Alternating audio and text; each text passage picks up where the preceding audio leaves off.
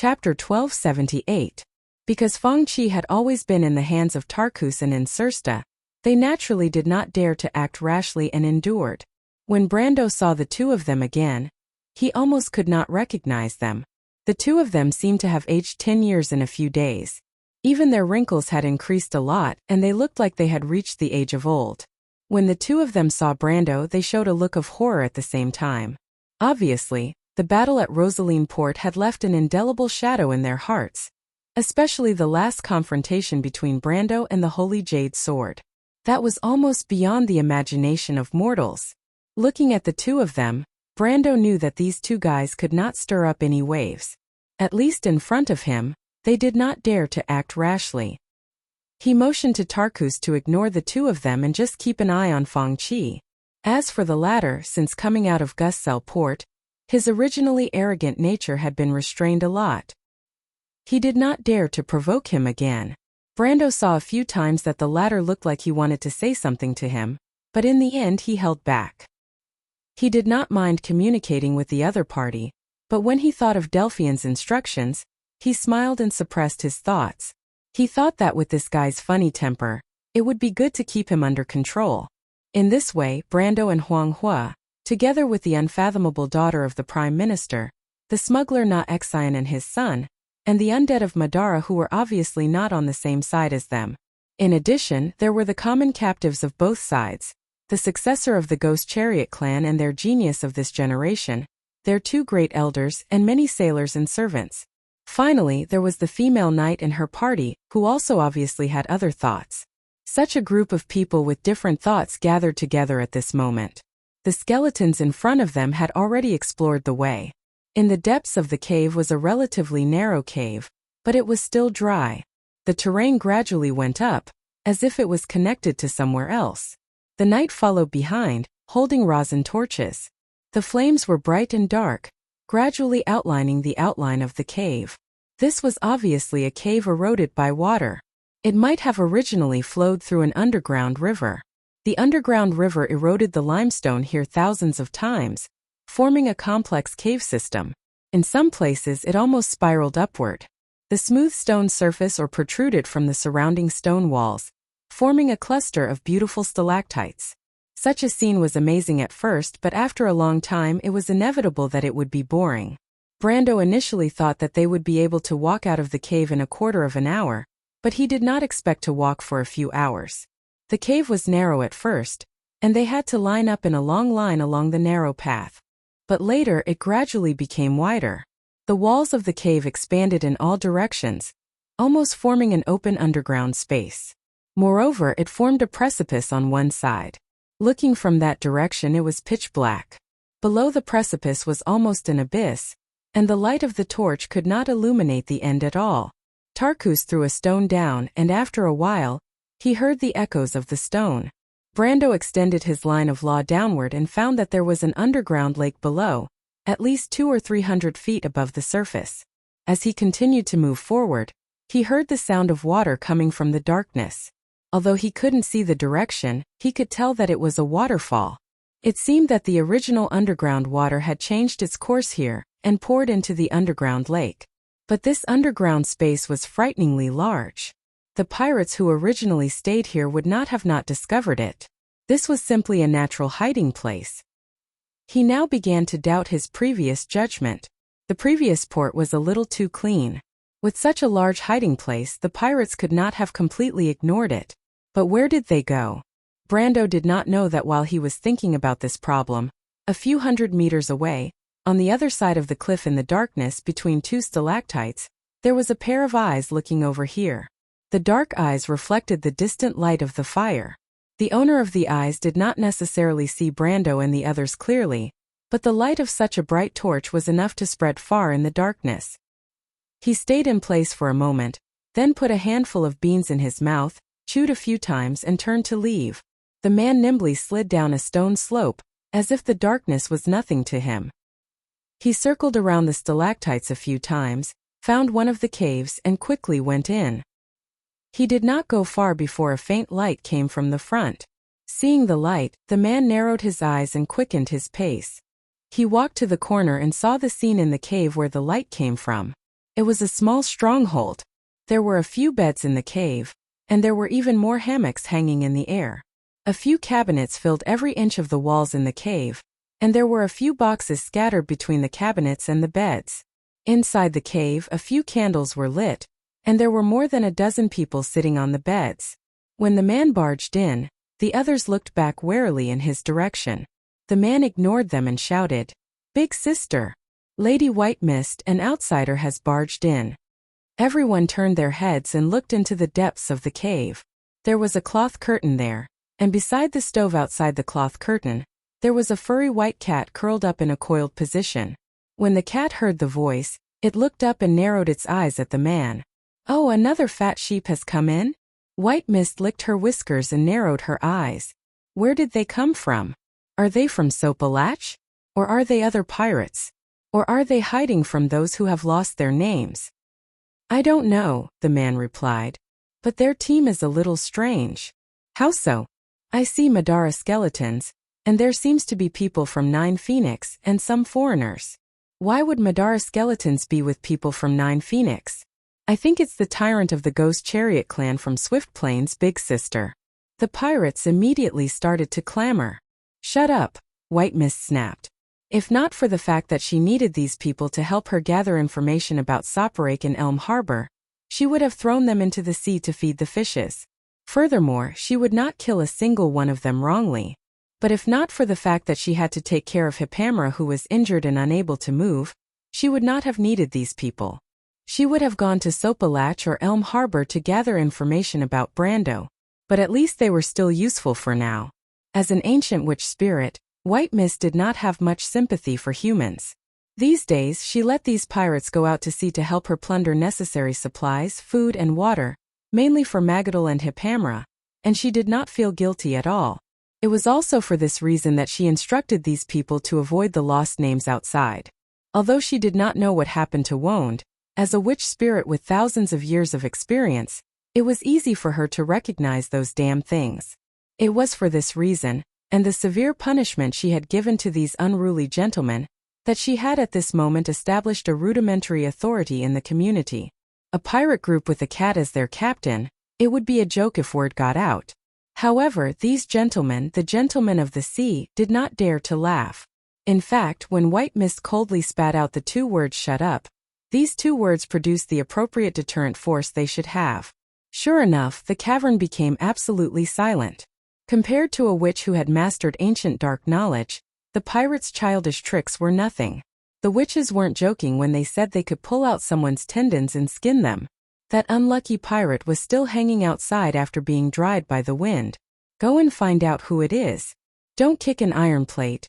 I'm too lazy to come out and save you. The pirates nodded repeatedly. But at this time, the curtain behind her was suddenly gently lifted by a hand, and the silver elf princess Medisha came out from inside, holding the wall.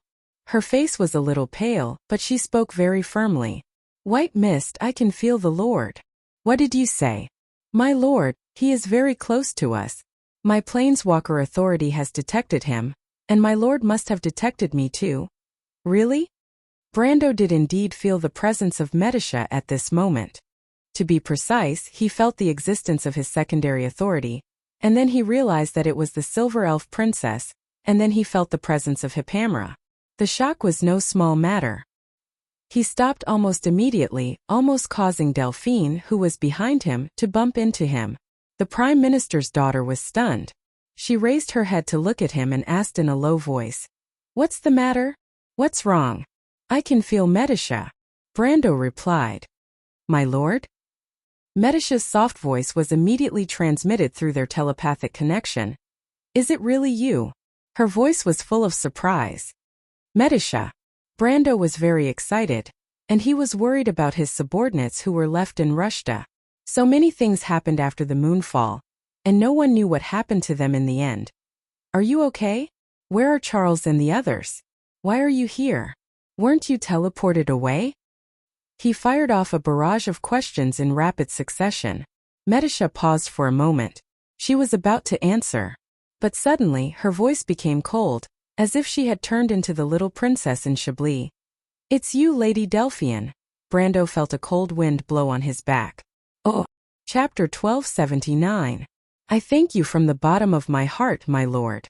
Thank you for everything you've done for us. The same goes for your kindness, Brando replied. He naturally had a good impression of the kind-hearted princess. This nun princess didn't do anything spectacular in history, but everything she did was supported by kindness and justice. History didn't need too many revolutionaries, what it needed were thousands of people like the nun princess. He suddenly remembered something and said to Magadol, I brought someone with me. You might want to meet him, your highness. Who is it, my lord? Magadol was stunned. Brando saved her life during the battle in Ampere Seal, so their relationship was closer than his relationship with Princess Griffine. Therefore, she did not feel awkward when talking to him. It's Mr. Blanc, your grandfather. What? Magadol was shocked.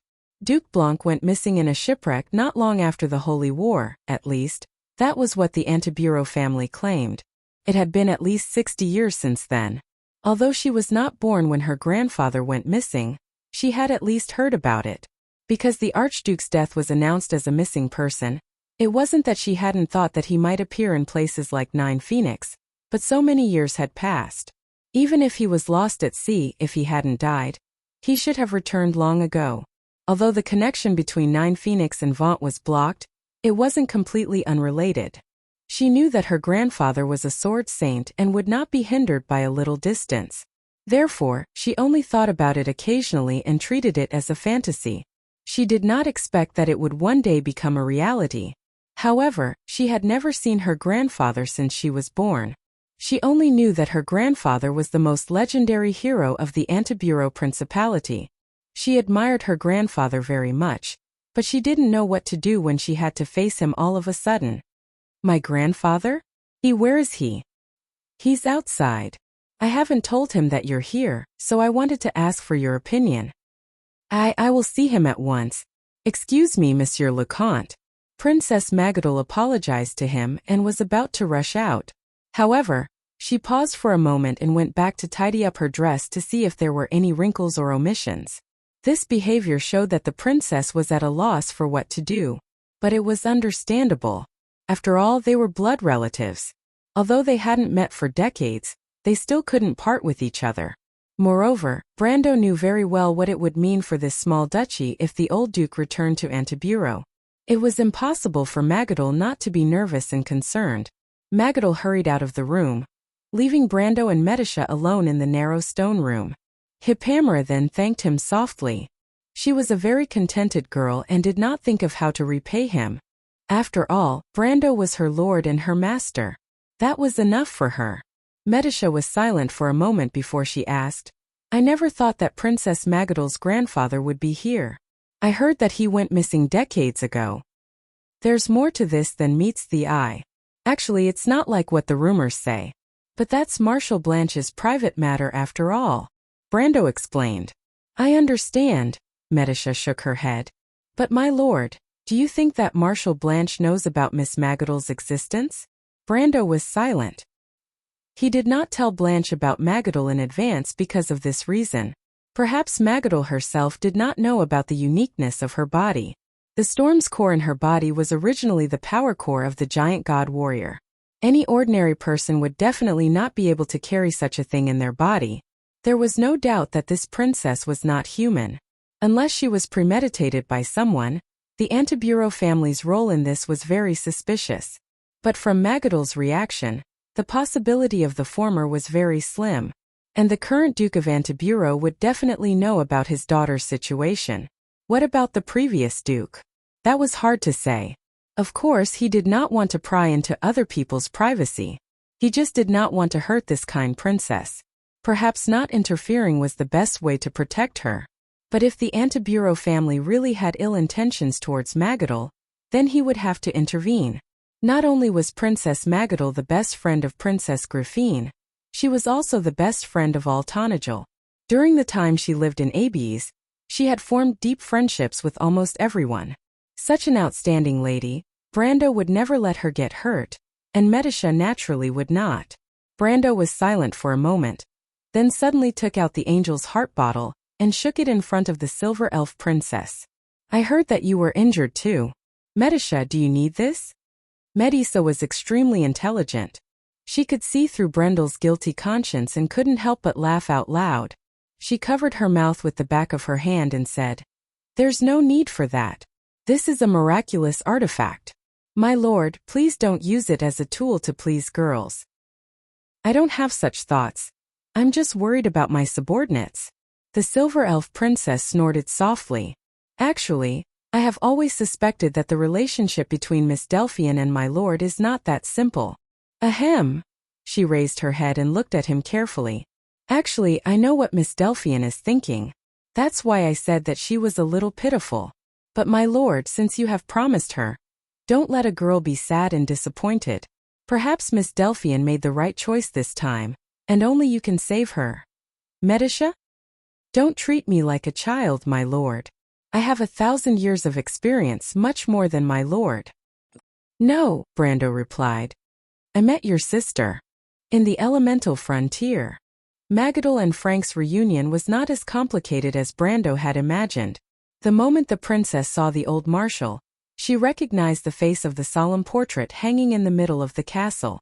She recognized the old duke who had been missing for more than 50 years. On the other hand, although Frank subconsciously felt a sense of familiarity with the girl who ran out, he did not recognize her at first sight. This was understandable. After all, when he left Antoinette, Magadol was not even born yet. He had not even seen the nun princess when she was still a baby girl, so how could he recognize his granddaughter at first sight? However, what happened next was predictable. When Magadol revealed her identity, the old marshal was overjoyed. Some traditions in a large noble family could not be faked, especially for the people in the family. Besides, Brando had no reason to lie to him about this matter, so Frank believed Magadol's words almost immediately. The old marshal had left Wonde for a few decades because of his cynicism, but this did not mean that he did not care about his family. It was a bond that no one could give up, not to mention the glorious bloodline that had been passed down. Magadol immediately threw herself into her grandfather's arms and burst into tears. Although she did not suffer much after the battle in Ampere Seal, now that she was tens of thousands of miles away from her hometown and in a completely unfamiliar environment, it was understandable that she could not control her emotions when she suddenly saw a legendary family member.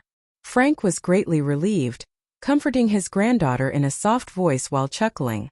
Obviously, he was very happy to meet a descendant who was related to him by blood before returning to the land of Vaunt. However, after a short reunion, the old marshal went to find Brando in private and said, "Young Master Brando, there's something I have to tell you. I might even need your help." "Please don't call me young master. Mr. Frank, if you need anything, please let me know. If there's anything I can help with, I'll do my best." Brendel felt that the way he addressed Frank made him feel uncomfortable. The old marshal sighed. "It's about Magadol." Brando was slightly taken aback. However, a hint of understanding flashed through his mind. But when he saw Frank's expression, he ruled out the possibility that the Antibureau family was plotting something. Frank obviously knew about Magadol's background, but it seemed that this was something that he could not do anything about. When this thought flashed through his mind, it naturally showed on his face. Frank looked at his expression and seemed to have understood something. "Young Master Brando, you already know?" Brendel paused for a moment, then nodded. "So," he asked, "what's the matter with Princess Magadol?" "That child," Frank sighed and said. "She's an ancient, a descendant of the ancient celestials that is even older than the golden folk." "What did you say?" "Magadol is a divine citizen." Brendel's jaw dropped to the ground. "Magadol is a divine citizen? A celestial?" Frank shook his head and said, No, that child Magadol is not a celestial. You should have heard of the origin of the golden folk, Mr. Brando." Brando suppressed the shock in his heart and nodded again. Chapter 1280. Brando soon saw Medisha. Although Delphian took the initiative to apologize to her and explained clearly why she was here, the latter still looked a little unhappy when she saw her. To be exact, it was a little cold. Even Brando did not get a good look from the silver elf princess for the first time. Medisha looked very serious, pursed her lips, and snorted softly to express her dissatisfaction. She didn't argue with him. Instead, she turned around and lifted the curtain, walking into the cave. Brando smiled bitterly. He certainly knew that Medisha was angry with him because of the Roman, but Delphian gave him a push from behind. He understood and hurried in. Lady Whitefog was lying on the stove taking a nap. She narrowed her eyes and looked at the two of them mischievously. Young people these days, she thought. Medisha, how is Hippamera? The silver elf princess raised her eyes to look at him. After all, she still could not bear to have a cold war with her lord. The day when Brando saved her was still in her heart. How could she forget? Seeing that Brando immediately came in, the anger in the girl's heart dissipated by half. She frowned slightly and shook her head. Not very good, we lack medicine and treatment here. She is badly injured, and Sopalach is a city of the undead. There is only the Temple of the Dying Moon. Lady Whitefog sent the pirates to find the Water of Life. But unfortunately, they found nothing. Fortunately, Miss Magadol has some knowledge of potions, and with the herb Hippamera, she got better. What about Flora, Nightsong and the others? Don't the elementalists have healing spells? I can't summon Flora and the others because I can't contact you, and the Planeswalker's authority can't be activated. Lady Whitefog has some healing methods, but it is very limited. Hippamera was a priest herself, but she could not use Himalet's divine power when she was seriously injured. The so-called doctor does not treat himself, it was probably so helpless. In the end, Medisha added softly, if my lord came a day later, I was going to risk going to Elm Harbor to see. Brando could not help but feel ashamed. But the lost names on the sea? I can't just watch Hippamera suffer, my lord, and Mr. the Shire Andrique and her brother, we are like a family, you are like my brothers and sisters. Hippamera is strong, but I can't stand it. Medisha bit her lower lip, her eyes. Brando suddenly understood where her complaints came from. He reached out and wiped the girl's eyes. It's all right now that I'm here. Take me to Hippamela, he answered softly. The silver elf princess replied softly. Miss Delphian? That was a misunderstanding, Medisha, but now she is one of us, at least she won't have any other thoughts. Although I hope she can see her heart clearly earlier and stop being so paranoid, but for now this is the best result. In fact, Miss Delphian is also very pitiful, I understand. I will try to get along with her. Thank you, Medisha. I should be the one thanking you. It was Lord Medisa who gave me a new life, but in order to let Lord Medisa pay more attention to me, I couldn't help but be willful, but Lord Medisa always accommodates me. Medisa is really blessed. Brando's heart softened slightly when he heard this, and he could not help but look carefully at the silver elf princess. Smart, excellent, beautiful, she had everything a young girl dreamed of, like a perfect masterpiece of Martha. The key was that it was so reassuring, like a quiet harbor that could anchor one's heart.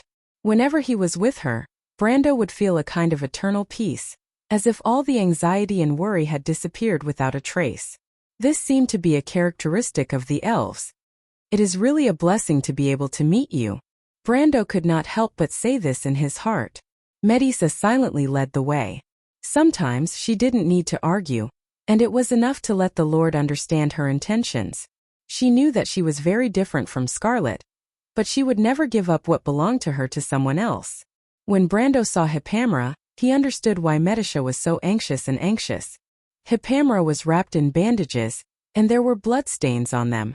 Some of them were bright red, indicating that the blood had not dried for long. She was lying on the bed, her weak body deeply buried in the pillow.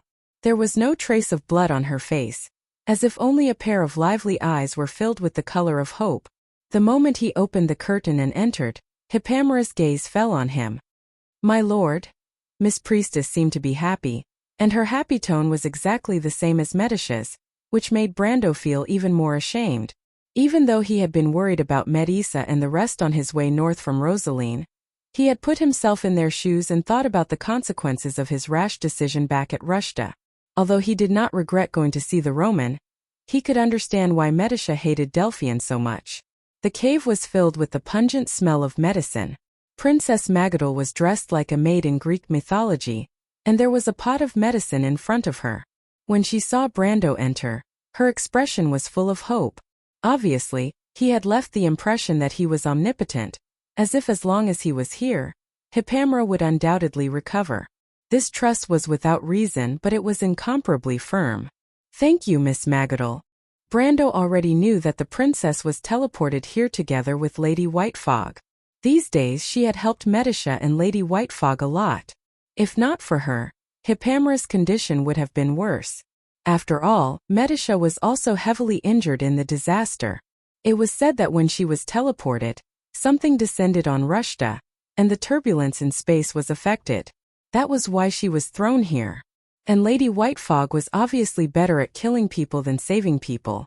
From Medisha, Brando also knew that Andrique and Mephistopheles might not have returned to Erewhon. Only the Fireclaw Lizardman Lord and Vahina might not have been affected. Because of Hippamra's current condition, he was very worried about the vampire siblings. Princess Magadol quickly shook her head. Mr. Brando, let's not talk about this. Quickly help Miss Hippamra. Her condition is very bad. Brando couldn't help but feel a pain in his heart. He saw Hippamra lying on the bedsheet in front of her, and an open book on her knees. It looked like a travel book about the 9 Phoenix, and there were even engravings on it, but the quality was very poor. Miss Magadol's hobby was to read all kinds of books, especially travel books. But he didn't know where this book came from, and there were even missing pages. Her pale and thin hands were placed on the pages, and she tilted her head to look at him, with an optimistic and satisfied smile on her face. At the side of her bed, there was a water tank, and there were a few prawns in it. It seemed to be the source of her happiness. Although she was a warrior priestess, she didn't like to fight. Her biggest wish was to travel around and see the gifts that Mother Earth had given to this world. But because of her duty, her freedom was restricted, and Hippamra could only look for her dream world from books. She opened her mouth and wanted to say something, but Brando covered her forehead with his hand, motioning her not to move. He took out the bottle of Angel's Heart. Although Hofwold's golden wine also had healing properties, he was already traumatized by it, and would not take it out under normal circumstances. Open your mouth. Hippamra was very obedient. Everyone's eyes were focused on his actions. Brando opened the milky white bottle, and dripped a drop of the liquid that looked like pure gold on Hippamra's tongue. It was like a miracle, and in just a moment, the girl's face became rosy, and her originally dry skin was filled with moisture again, becoming moist and healthy. Her withered grayish-golden hair became bright again, like silk made of pure gold, and draped over her neck. Hippamra let out a cry of surprise and sat up on the bed. The blanket immediately slid down her chest, revealing the bandages that barely covered her body. Brando felt his nose heat up, and quickly turned his head away. The girl was stunned and shyly pulled up the blanket, her face a little hot. Medisha looked at the two of them in annoyance. Martha above. Is this the legendary holy water number 1? Princess Magadol didn't care too much, and stood up from her seat in shock. She was a devout believer, and naturally had heard of the legendary holy item of the Holy Cathedral of Fire. But Brando shook his head and replied, "This is not holy water number 1. This is the bottle of Angel's Heart, the miracle of the holy archangel sacrificing herself to stay in the world forever." The bottle of Angel's Heart? Medisha looked at the holy item in Brando's hand in surprise. "That is a legendary holy item, my lord, you actually got it." Although Princess Magadol had never heard of this holy item, it didn't stop her from understanding the miracle that happened just now. The fact that Miss Hippamra, who was almost taken away by the Grim Reaper, was now sitting on the bed with a radiant face was the best proof. "You always have a way." She squatted down slightly and sincerely bowed to Brando. "All of us were at our wits' end, but you always brought us hope, to my best friend Griffine and to me. Whether it was in Ampere Seal Lone Harbor, or now, you were always able to lead us out of our predicament." Oh, Chapter 1281. I thank you from the bottom of my heart, my lord. Thank you for everything you've done for us. The same goes for your kindness, Brando replied. He naturally had a good impression of this kind-hearted princess. This nun princess didn't do anything spectacular in history, but everything she did was supported by kindness and justice. History didn't need too many revolutionaries, what it needed were thousands of people like this nun princess. He suddenly thought of something and said to Magadol, "I brought someone with me. You might want to meet him, your highness." Who is it, my lord?" Magadol was stunned. Brendel had saved her life during the battle in Ampere Seal, so their relationship was closer than the one between her and Princess Griffine, which was why she did not feel awkward when speaking to him. "It's Mr. Brando, your grandfather." "What?" Magadol was shocked. Duke Brando had disappeared in a shipwreck not long after the Holy War. At least that was what the Antibureau family claimed. It had been at least 60 years since then. Although she was not born when her grandfather went missing, she had at least heard about it. Because the Archduke's death was announced as a missing person, it wasn't that she didn't think that the other party might appear in places like Nine Phoenix, but so many years had passed, even if he was lost at sea if he didn't die, he should have returned long ago. Although the connection between Nine Phoenix and Vaunt was blocked, it wasn't completely unrelated. She knew that her grandfather was a sword saint, and would not be hindered by a little distance. Therefore, she only thought about it occasionally and treated it as a fantasy. She did not expect it to become reality one day. However, she had never seen her grandfather since she was born. She only knew that her grandfather was the most legendary hero of the Antibureau Principality. She admired her grandfather very much, but she didn't know what to do when she had to face him all of a sudden. "My grandfather? Where is he?" "He's outside. I haven't told him that you're here, so I wanted to ask for your opinion." "I'll go see him right away." "I'm sorry, Count." Princess Magadol apologized to him and was about to rush out. However, she paused for a moment and went back to tidy up her dress to see if there were any wrinkles or omissions. This behavior showed that she was at a loss for what to do. But it was understandable. After all, they were blood relatives. Although they had not seen each other for decades, they still could not let go. And Brando knew very well that if the old Duke returned to the Antibureau Principality, it would mean a lot to the Antibureau Principality. It was impossible for Magadol not to be worried. Magadol hurriedly left Brando and Medisha in the narrow stone house. Pamela thanked him softly. She was a girl who was content with what she had and had a big heart. She didn't think about how to repay him, because he was her lord and her master, and that was enough. Medisha was silent for a moment before she asked, "I never thought that Princess Magadol's grandfather would be here. I heard that he went missing decades ago." "There's more to this than meets the eye. In fact, it's not like what the rumors say. But after all, it's Marshal Blanche's private matter," Brando explained. "I understand," Medisha shook her head. "But my lord, do you think that Marshal Blanche knows about Miss Magadol's existence?" Brando was silent. He did not tell Blanche about Magadol in advance because of this reason. Magadol herself might not know about the uniqueness of her body. The heart of the giant dragon in her body was originally the power core of the giant god soldier. Any ordinary person would definitely not be able to carry such a thing in their body. There was no doubt that this princess was not human. Unless she was premeditated by someone, the Antibureau family's role in this was very suspicious. But from Magadol's reaction, the possibility of the former was very slim. And the current Duke of Antibureau would definitely know about his daughter's situation. What about the previous Duke? That was hard to say.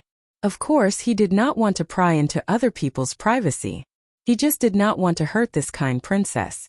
Perhaps not interfering was the best way to protect her. But if the Antibureau family really had bad intentions towards Magadol, then he would have to intervene. Not only was Princess Magadol the best friend of Princess Griffine, she was also the best friend of all Tonajol. During the time she lived in Abes, she had formed deep friendships with almost everyone. Such an outstanding lady, Brando would never let her get hurt, and Medisha naturally would not. Brando was silent for a moment, then suddenly took out the angel's heart bottle and shook it in front of the silver elf princess. "I heard that you were also injured. Medisha, do you need this?" Medisa was extremely intelligent. She could see through Brendel's guilty conscience and couldn't help but laugh out loud. She covered her mouth with the back of her hand and said, "There's no need for that. This is a miraculous artifact. My lord, please don't use it as a tool to please girls." "I don't have such thoughts, I'm just worried about my subordinates." The silver elf princess snorted softly. "Actually, I've always suspected that the relationship between Miss Delphian and my lord is not that simple." "Ahem." She raised her head and looked at him carefully. "Actually, I know what Miss Delphian is thinking. That's why I said that she was a little pitiful. But my lord, since you promised her, don't let a girl be sad and disappointed. Perhaps Miss Delphian made the right choice this time, and only you can save her. Medisha? Don't treat me like a child, my lord. I have 1,000 years of experience, much more than my lord. No, Brando replied. I met your sister in the elemental frontier. Magadol and Frank's reunion was not as complicated as Brando had imagined. The moment the princess saw the old marshal, she recognized the face of the solemn portrait hanging in the middle of the castle. She recognized the old duke who had been missing for more than 50 years. On the other hand, although Frank subconsciously felt a sense of familiarity with the girl who ran out, he did not recognize her at first glance. This was understandable. After all, when he left Antiburo, Magadol was not even born yet. He did not even get to see the nun princess when she was still a baby girl. How could he recognize his granddaughter at a glance? However, what happened next was predictable. When Magadol revealed her identity, the old marshal could not help but be overjoyed. Some traditions in a large noble family could not be faked, especially for the people in the family. Besides, Brando had no reason to lie to him about this matter, so Frank believed Magadol's words almost immediately. The old marshal had left Wone for a few decades because of his cynicism, but this did not mean that he did not care about his family. It was a bond that no one could give up, not to mention the glorious bloodline that had been passed down. Magadol immediately threw herself into her grandfather's arms and burst into tears. Ever since the Battle of Ampere Seal, she had not suffered much. But now that she was tens of thousands of miles away from her hometown, and in a completely unfamiliar environment, it was understandable that she would lose control of her emotions when she suddenly saw her legendary relative. Frank was greatly relieved, comforting his granddaughter in a soft voice while chuckling. Obviously, he was very happy to meet a descendant who was related to him by blood before returning to the land of Vaunt. However, after a short reunion, the old marshal went to find Brando in private and said, "Young Master Brando, there is something I have to tell you. I might even need your help." "Please don't call me young master." Brando only felt that this form of address made him feel uncomfortable. "Mr. Frank, if you have anything to tell me, I will do my best to help." The old marshal sighed. "It's about Magadol." Brando was slightly stunned. However, a trace of understanding flashed in his heart. He thought to himself as expected. But looking at Frank's expression, he ruled out the possibility that the Antiburo family was plotting something. Frank obviously knew about Magadol's background, but it seemed that this was something that he could not do anything about. This thought flashed through his mind and naturally it showed on his face. Frank looked at his expression and seemed to have understood something. "Young Master Brando, you already know?" Brendel paused for a moment then nodded. "So," he asked, "what's the matter with Princess Magadol?" "That child," Frank sighed. "She probably does not belong to our era, but is a descendant of the ancient celestial race that is even older than the Golden Folk." "What did you say?" "Magadol is a divine citizen."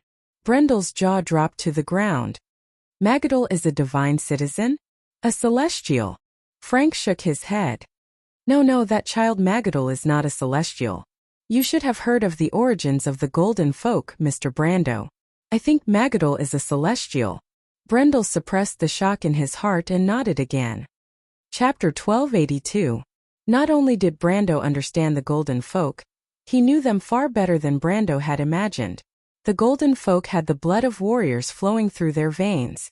This was not a joke because they were born to fight, and the Golden Folk themselves often saw it as a kind of glory. They were the warriors of the gods. The gods created the Golden People in order to fight against the Dusk. Compared to the Silver People who were more like scholars than warriors, the Silver Elves were the best at fighting, and they were also the guardians of many rituals and culture. The Golden People were the main counterattack force in the world of order during the Age of Glory. However, the gods created the Golden Folk with the intention of creating a race with the power of the gods, but with a large number of people, so that they could fight against the equally large Twilight Army. This process was not done overnight. Over the long years, the gods had made many attempts, but quality and quantity always seemed to be difficult to balance. Before the appearance of the mature and powerful Golden Folk such as the dragons, the gods had many ideas, and some of the species born in between were actually not the golden folk. It was not until the gods finally found a way to solve the problem, creating the Myrna people who were not powerful, but had the greatest potential of all the golden folk.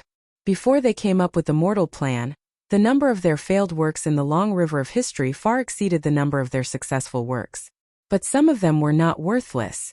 And these beings who were born before the golden folk were not the golden folk, but the ancient folk. Some of them were even more powerful than the golden folk, and their strength was no less than that of the gods. For example, the famous demon infant Sodria in the history of Vaunt, the nightmare of the gods, had even killed a divine folk. Some of them were not powerful, and there were even some who did not have the slightest bit of power, and were called the ancient folk. But most of these ancient folk were annihilated in history. After all, before the stars fell, there was no land for mortals to live in Woned. But there were still some who survived. In Brando's knowledge of history, there were traces of them in Woned as well, though they were few in number and not powerful. These weak ancient survivors mostly lived in the Broken Sword Mountain range north of the Temple of the Earth. Coincidentally, all of the truly powerful ancient citizens, including Sodria, had perished without exception. Instead, it was the lowly mortals who had survived. Even though their living conditions were bleak, at least they had stubbornly survived. Sometimes, Brando even suspected that the gods had found inspiration in this matter and created the Myrnas. They even abandoned the plan of the Golden Race and started the Age of Black Iron. These were crystalline lifeforms that looked like crystal clusters. Some were pure energy lifeforms and some were elemental lifeforms. Others looked more like constructs such as the Crus men. Their bodies were made of metal, and they fed on iron. They looked like lifeforms, but they were very different from the Golden Race and the Silver Race. They also did not fit in with the Black Iron Race. Speaking of which, Princess Magadol was indeed very similar to them. She had a heartbeat, blood circulation, and even metabolism. She had emotions, intelligence, and her appearance was almost the same as a human's. Even she did not doubt this. But she was not human. Sometimes Brando wondered if he was human. He had a system that no one else could see, and he had high authority in Martha's divine council. He also had the heart of the storm in his body that was similar to the heart of the dragon. But there was one thing he was sure of. He and Brando's parents were the purest humans. Even Darius, the sword saint, was born and raised in Erewhon. He did not even have the slightest trace of the noble elven bloodline that the nobles were proud of. To be more precise, he was a typical country bumpkin. And before the heart of the dragon was implanted, his body was also purely human. From his appearance to his internal organs to his bones, there was not a trace of abnormality. Even before the orb of nature perfected his bloodline, the blood that flowed in his body was what the Silver Queen called the dirty red blood. But Magadol was completely different.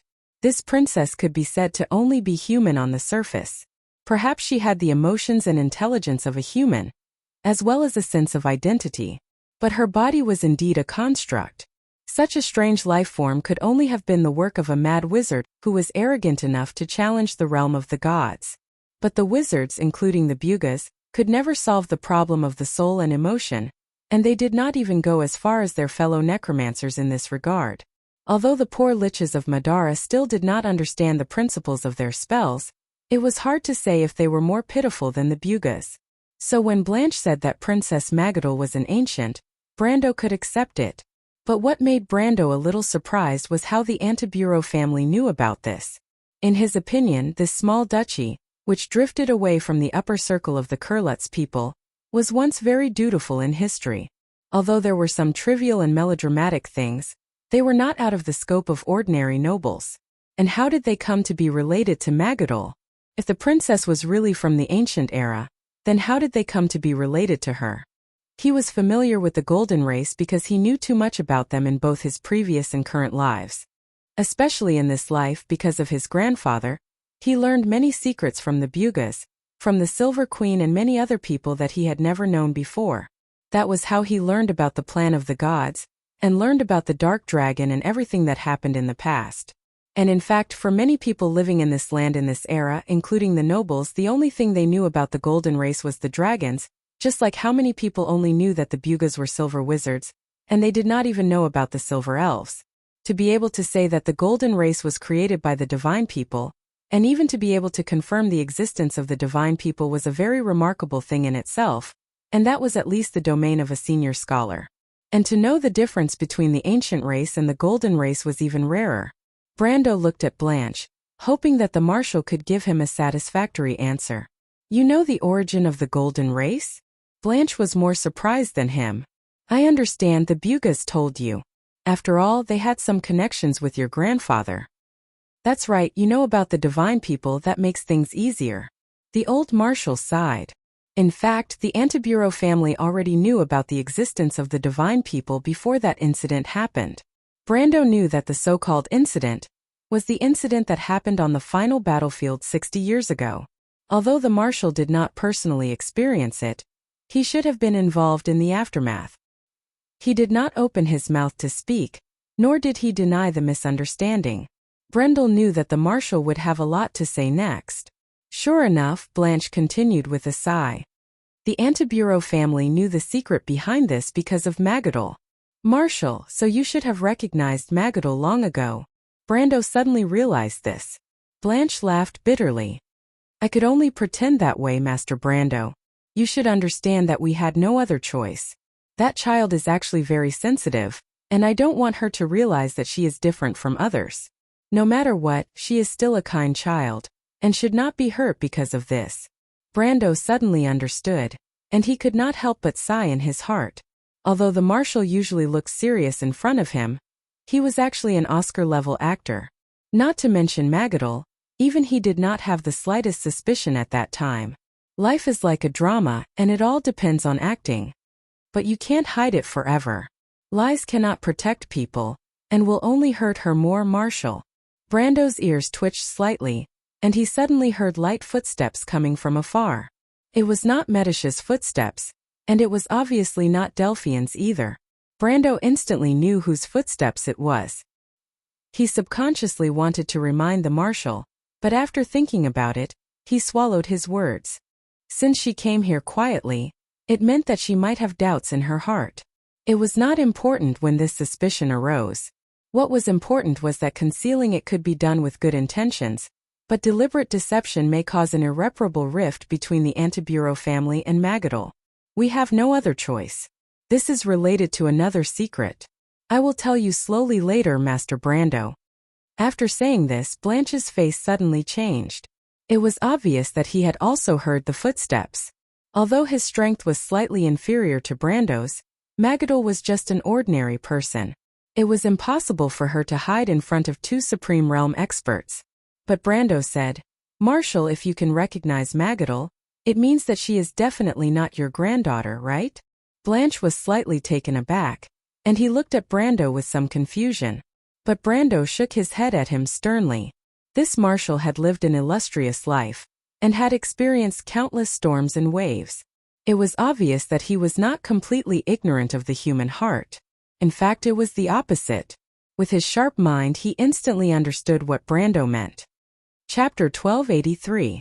After hesitating for a moment, Blanche sighed and said, Yes, Magadol was actually discovered by my grandfather. What? Brando was shocked. He thought that Magadol might be from the same generation as the current patriarch of the Antibureau family, but he did not expect her to be from the same generation as the marshal in front of him. At the same time, he heard the sound of footsteps in his ears. You're right, young Master Brando. I grew up with Magadol. Blanche smiled bitterly. At that time, very few people knew the secret behind Magadol, including me. Everyone thought that she was my sister. Then something happened. Blanche slowly recounted the story that happened nearly 100 years ago.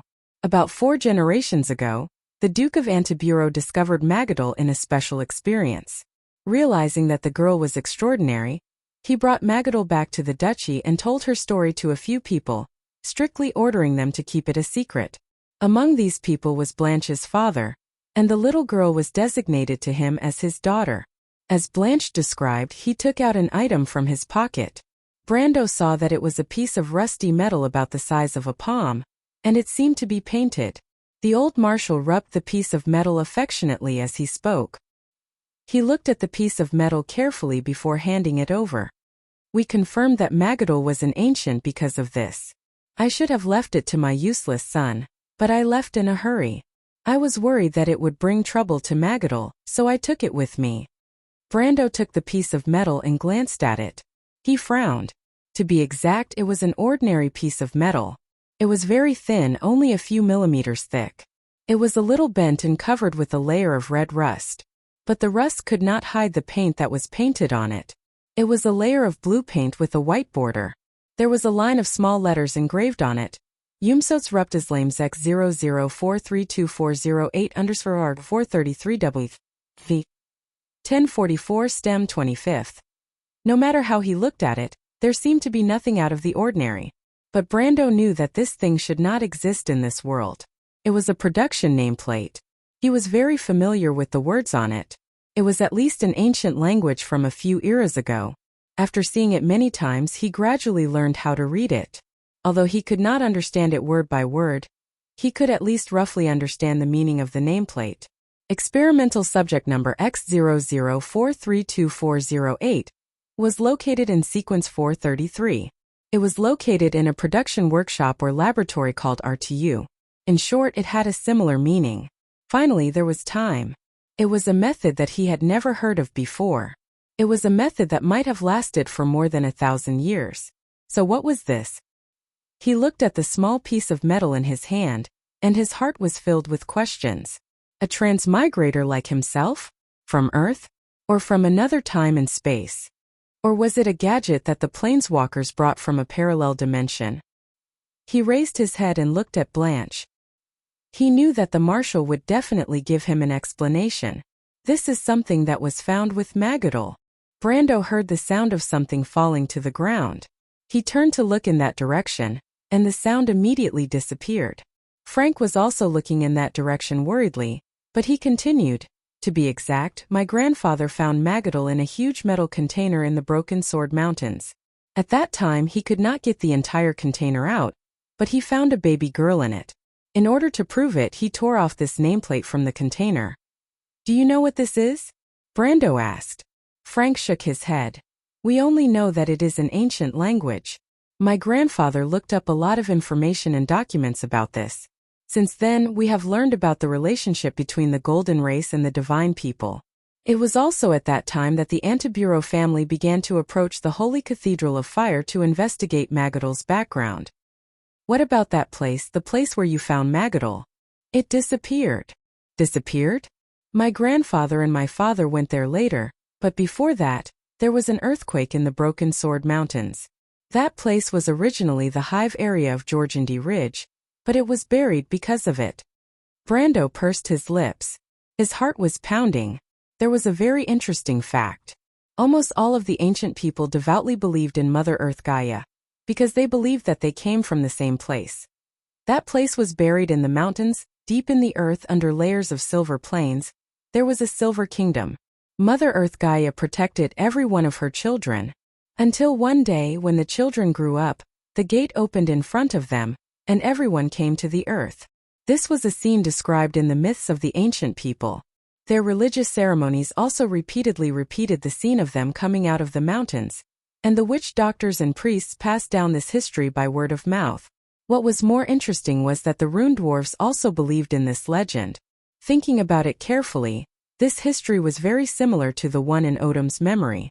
Before the destruction of the Rune Dwarven Empire, the entire empire was also searching for the silver plains described in the dream. The Rune Dwarves also believed in the goddess of the earth, Gaia, and they also worshipped Howran Gaia as a sacred sword. He could not help but suspect that there might be a fortress like Babel in the depths of the earth. Countless eras ago, this fortress history might be even more glorious than Babel, and Valhalla was not even worth mentioning in comparison. Valhalla only carried the history of the Golden Race, and the Silver Plains in the dreams of the Rune Dwarves was the homeland of all the ancient people. But if Princess Magadol was also an ancient, then did she also come from this place? Coincidentally, the head of the Antibureau family 2 generations ago, Brando's grandfather, found Magadol in the Broken Sword Mountains. Brando could only think of one thing from the description of the metal container and the nameplate. A petri dish. With Brando's own knowledge, he should not have known this term. But he was very clear that the other soul in his body, which came from Sophie's soul, was telling him the truth. The metal container that contained Magadol in her infant form was a petri dish. The place where it was located was very likely the place called the RTU laboratory on the nameplate. And that place might have been a part of the Silver Plains. Then there was a question. What exactly was the Silver Plains? Why would there be such a thing there? Brando's mind was filled with countless questions and guesses, and every question made him tremble. Thousands of guesses and thoughts seemed to be circling in his mind, and finally, they all turned into a question. Who was it, and what method did they use to create the ancient people? Who were the ancient people? His mind was blank, and at this time, the girl hiding in the darkness could not take it anymore. Princess Magadol burst into tears the moment she found out the truth. She covered her mouth and let out a low sob, and stumbled backwards as if she wanted to escape from this place. But in her panic, she lost her footing and fell to the ground. When she got up again, she even lost one of her shoes. Stop her! Brando reacted, and did not have time to think about the huge suspicion in his heart. He looked deeply at the metal plate in his hand, then turned around and said sternly to Brando. In fact, there was no need for him to remind him, as Brando had already chased after her. When Brando followed, he just happened to see the marshal holding the crying nun princess in his arms, looking up at him silently. Count! Mr. Brando! Princess Magadol saw Brando coming over, and her eyes were red, but she quickly wiped away the tears on her cheeks, and hurriedly thanked him. Thank you? She obviously understood that if it were not for Brando, the Antibureau family would not know how long they would have kept it from her. But in this matter, she knew that she could not resent the family that raised her. In fact, even now, she had never acknowledged herself as a member of the family. Not to mention that Brando, who was now her grandfather, had already told her about this matter. Miss Magadol, actually I have also kept it from you. Ever since the Battle of Ampere Seal, Medisha and I have already discovered that you are different from us. Brando shook his head and said to her, You don't have to blame yourself for this, Mr. Brando. I understand you, and I also understand my family. Princess Magadol seemed to have recovered some of her emotions, and she said somewhat dejectedly, No matter who it is, when faced with this kind of situation, it is difficult to make a choice. You are also trying to protect me. What a kind girl, Brando could not help but think. She always thinks of others first, and rarely cares about her own situation. Actually, this is nothing, he replied. And it is not scary. The Buga people are also very different from us, but we still live in harmony with them, and we have never thought of them as a different race. Princess Magadol was stunned, and did not quite understand why Brando would suddenly mention this to her. Brando glanced at her and continued. What I mean is, humans are not the only race in this world.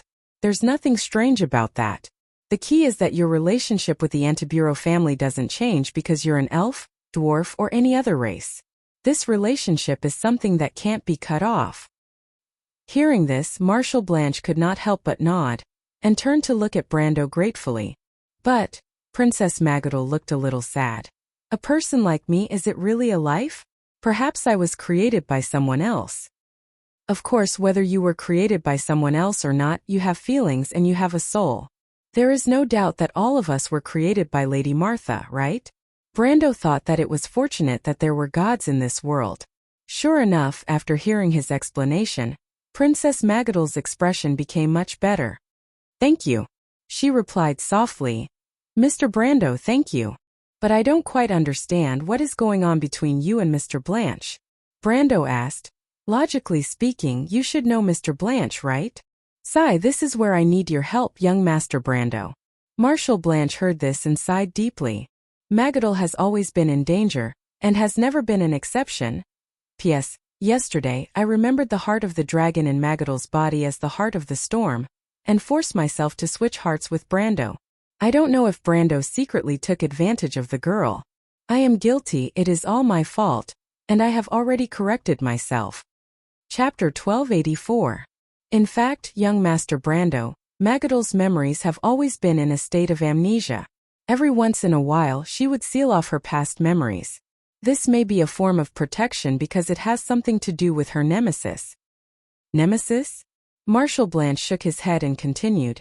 The only memory I have with Magadal is when my father and grandfather were still alive. At that time she was still my sister. We were still young then, and my father and grandfather did not tell me anything about Magadal's past. But as I grew older, Magadal's appearance seemed to be fixed at the age of 19. We gradually felt that it was a little strange, but at that time we also thought that Magadal's mother might be an elf, because I always knew that Magadal was my half-sister from a different mother. When I officially became the head of the family, my grandfather had already passed away for 13 years. My father was also getting old. One day he called me to his study room and told me everything about Magadal. At first I was naturally very shocked and I could not even face her. But as time passed I gradually learned to accept everything.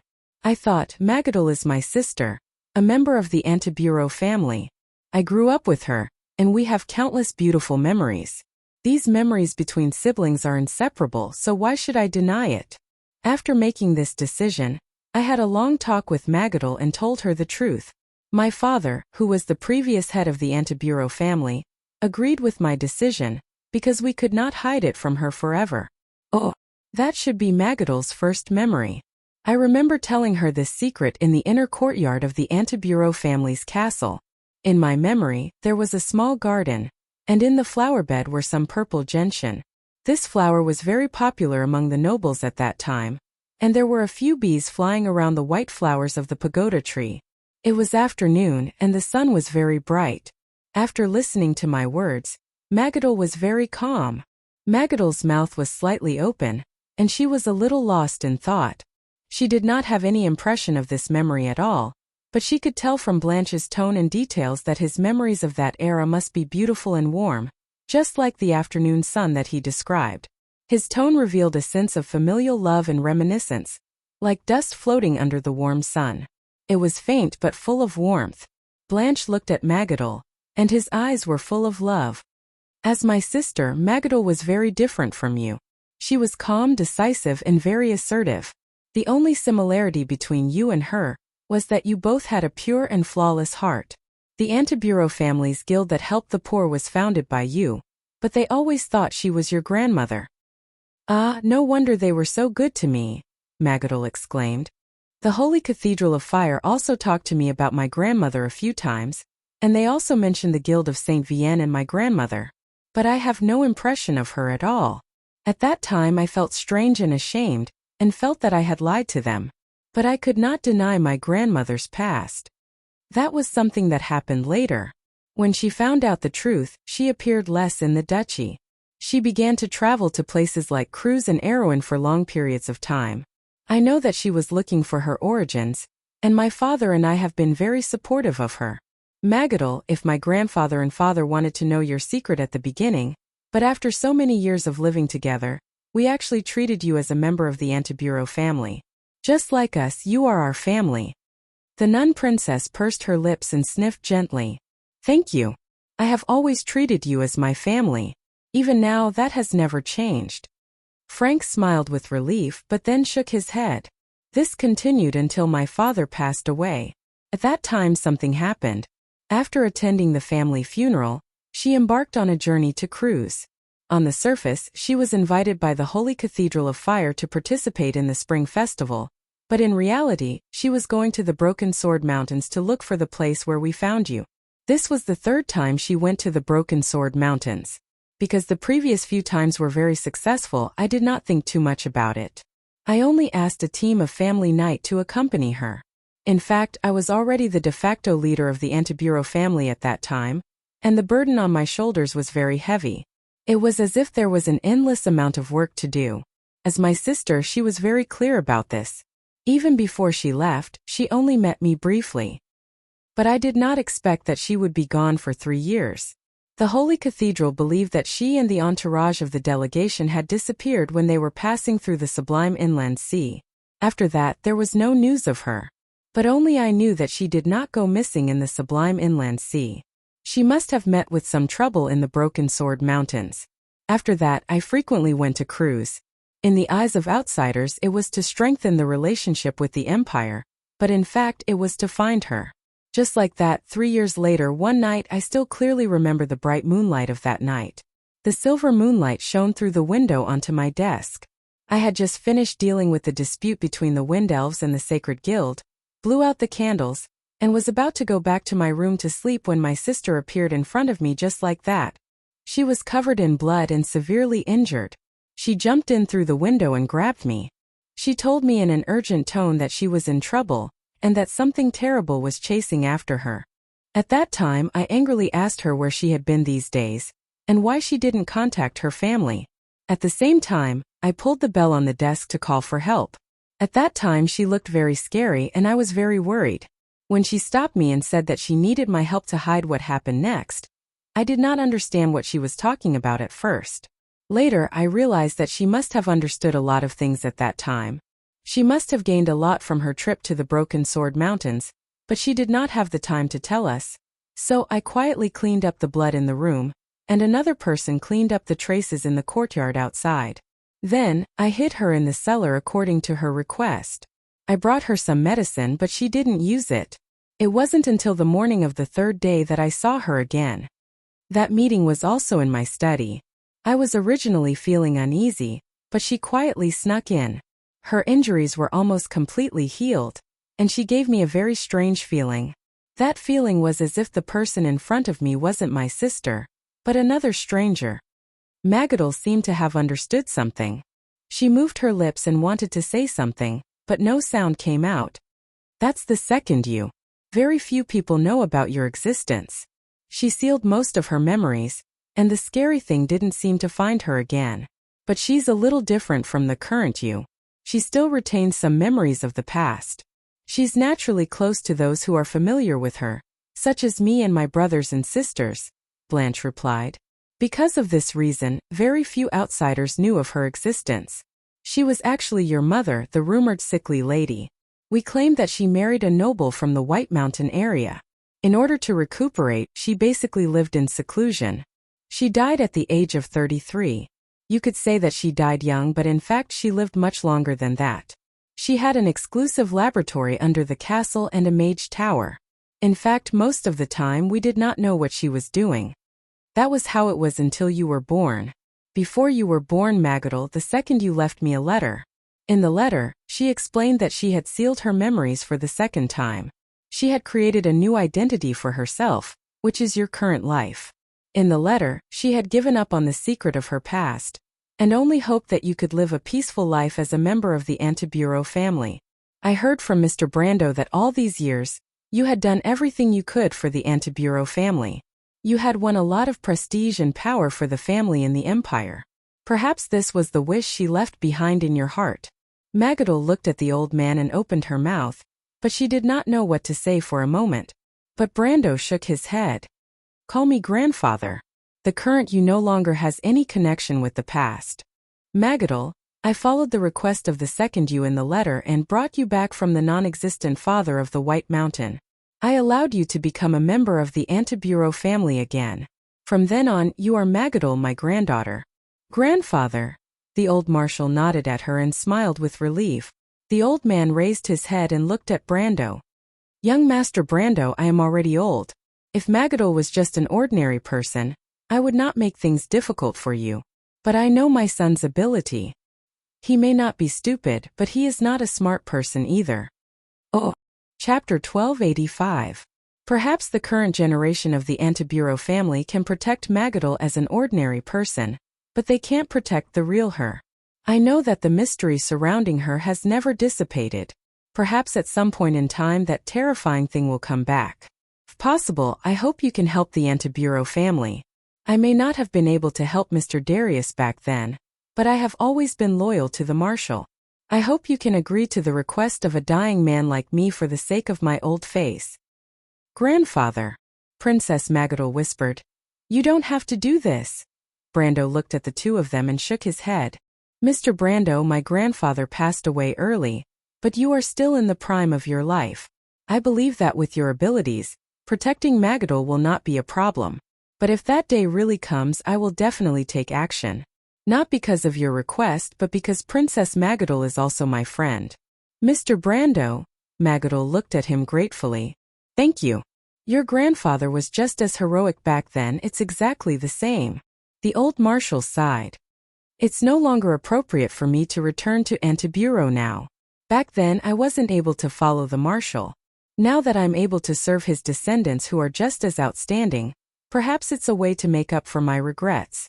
Brando was stunned for a moment, then suddenly felt as if he had picked up 5 million gold coins on the street. As the saying goes, every veteran of the war was a precious treasure, and Duke Brando was definitely one of the top veterans. In other words, if the Amber Sword was a pay-to-win game, then this marshal would be the legendary card with a plus card, and it would be the best of the best. In the previous world, this card's only regret was that it was not a soft girl. However, Brando did not care about this at the moment. What did it mean to be a former marshal of the Allied forces? Just the title of the White Wolf Sword Saint was enough to smash a hole in the kingdom of Erewhon. It was not that he did not have such thoughts, but no matter what, Brando was still the Grand Duke of the Antiburo Duchy. Not to mention the status of the duchy, as the former head of the Antiburo family, he could be said to be an emperor. How could he become a retainer under Brando?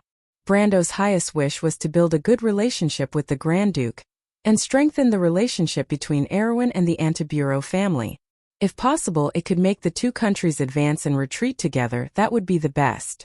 After all, it was much easier for small countries to work together to fight against the giants. But now he suddenly felt as if a ton of meat pie had fallen from the sky and smashed him half to death.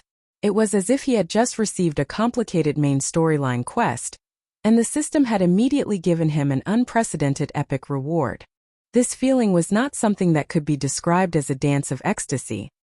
He quickly said, "Mr. Marshal, please don't say that. If you want to come to Erewhon, then I will definitely welcome you. This would be the highest honor for Tanajul. It would not be an exaggeration to say that you bring light to my humble dwelling." Brando looked at Magadol and shook his head with a smile. Brando originally had a lot of questions to ask, whether it was about Magadol, the piece of metal in his hand, or the damn silver planes.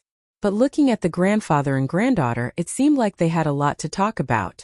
After thinking about it, he felt that it was better for him not to be an eyesore. Moreover, to be able to gain the loyalty of a former deputy marshal of the Allied forces was already a pleasant surprise for him. After all, whether it was Magadol's background or the silver planes, it actually had nothing to do with him. In comparison, if Erewhon had a commander like Brando, even if the latter could not stand in front of the stage due to his identity, it would be enough to hang up the bones of Madara who were invading Erewhon and beat them up. After all, the military force that Madara used to invade Erewhon was actually a new army used by the Kingdom of the Dead Moon to train their soldiers. Whether it was the high-level combat power, the experience of the commanders, or the investment of high-grade soldiers, it was far inferior to the investment of the Kingdom of the Dead Moon on the other fronts. Although there might be a few geniuses, these geniuses had not had the time to mature and were not a concern for the time being. Not to mention that Insursta and Tarkus were still by his side, and it seemed like they did not participate in the Second War of the Black Rose. And from their tone, the brighter genius Greta was also not in Erewhon. Just the Crimson Knight Ladios alone would not be able to support this war. So he bid farewell to Magadol and Brando and returned to the cave where the pirates were hiding. He found Lady White Fog resting by the fire. He could not let the others wait for too long, and it was not safe outside. Lady White Fog in her cat form had obviously heard Brando's footsteps long ago. She rested her face on her paws, and her ears twitched slightly. She opened one of her light blue eyes to look at Brando, and then closed it again. She replied, "Have you finally appeased your little lovers one by one?" "Lady White Fog," Brando said seriously, "can we talk about the fog outside?" "That won't do. The Witch Empress told me to keep a close eye on you. In the blink of an eye, you are out fooling around outside. When the Witch Empress comes back, how am I going to explain it to her?" Lady White Fog replied casually. "Lady White Fog." Brando did not know whether to laugh or cry. "All right, I'm just joking with you. Young people, you are so thin-skinned. You have to admit what you have done. Actually, this is not a big deal. That guy who looks serious on the surface has a few little lovers in private." He thought that the Witch Empress did not know. That guy? Of course it's Odin. Brando suddenly felt cold sweat on his back.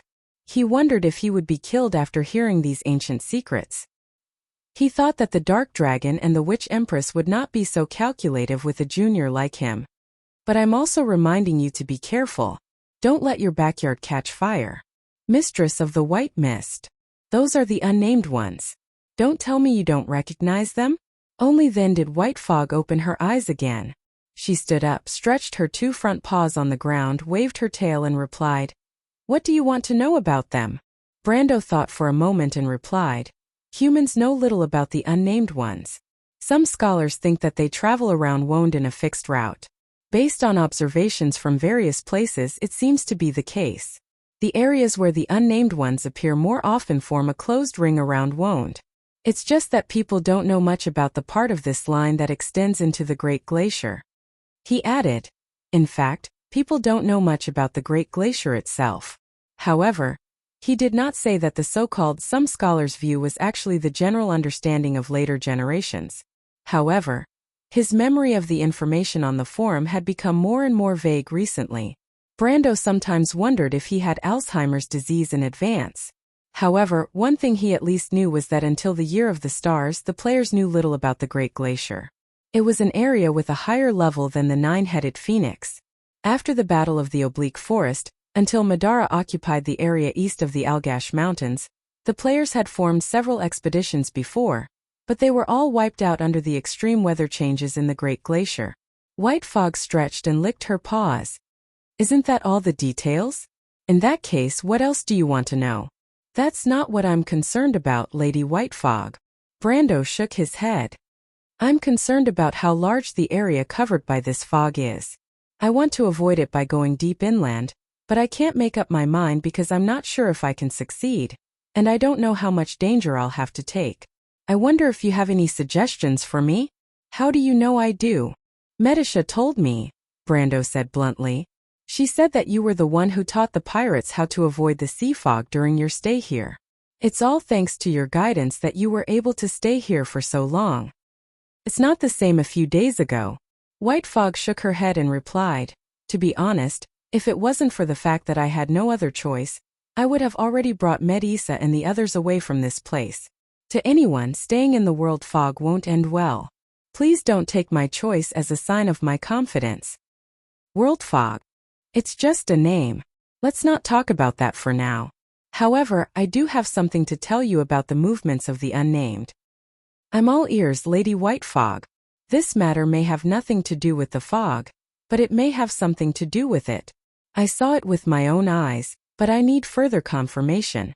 As early as a week ago, there was a great battle between the undead and the crystal clusters on the border less than 100 miles south of Sopalach. I happened to be there to witness the battle.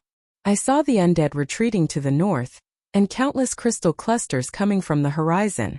At that time, I left the battlefield in the opposite direction of the undead army's retreat. I suspect that the appearance of the unnamed may have something to do with this battle, because of a legend." "A legend?" Chapter 1286. The Black Rose of Roman Tua was retreating north. This was the second time Brando had heard similar news in a month, but the situation in the news seemed to be worse. The defeat of the undead at Rosaline seemed to have led to their defeat on the entire front. The battle that Lady White Fog witnessed a week ago in the south of Sopalach was not too far away. The Crystal Army might have even been stationed in an area near Sopalach. Of course, they might also be heading in the direction of Lubeck, because Lady White Fog said that she and the undead retreated in the opposite direction. If the army of the undead retreated all the way along the southern part of the Sea of the Dead Moon, the Crystal Army might also pursue them in that direction. "What legend?" he asked. "In the era of the Myurnas, some ancient legends mentioned that the lost names marched around Wone to protect the world." "What? How is that possible?" "This legend is a bit old. It's normal that you haven't heard of it. It has been circulating on the earth for a long time in the era of the Myurnas. Brando, think about it carefully. How did the lost names march around Wonde?" Brando recalled the route of the lost names and found that whether it was in Erewhon, Cruz, or somewhere else, it just separated the Land of Order from the Black Forest. Although there were some places that were not like this, most of those places were territories that humans later opened up, such as the southern part of Erewhon. It's very special. You want to say that the lost names came from the war between the undead and the Crystal Army, Lady White Fog? The war between the undead and the Crystal Army. Lady Whitefog jumped onto the exhaust pipe of the stove and looked down at him. Brendel, do you know why I'm suddenly talking to you about these irrelevant things? Because I want you to go through this fog and see for yourself the battlefield of this war. Brando was stunned. He did not expect Lady Whitefog to suddenly mention this. Shouldn't they be discussing how to safely avoid the fog? I don't quite understand. He frowned and asked. You will understand. Aren't you curious as to why the Silver Queen is so hysterical? Haven't you been searching for the truth of what happened to your grandfather 60 years ago? Perhaps when you see that scene you will understand. She took 2 elegant steps on the exhaust pipe, curled her tail, and said in a unique tone, Since we came to this place I've been thinking about why we came here. We entered the elemental frontier from Rushta. Even if the flow of magic deviated, it shouldn't have sent us out of the world of order, tens of thousands of miles away from Wonde. Until I saw that war I had a thought in my mind. Perhaps there was a will that was hinting something to me. Perhaps it was Lady Tata, the Dragon Queen, the Witch Empress, or perhaps it was an even greater will. But none of this is important. Brando, this thought became extremely clear the moment I saw you. Do you know what that is?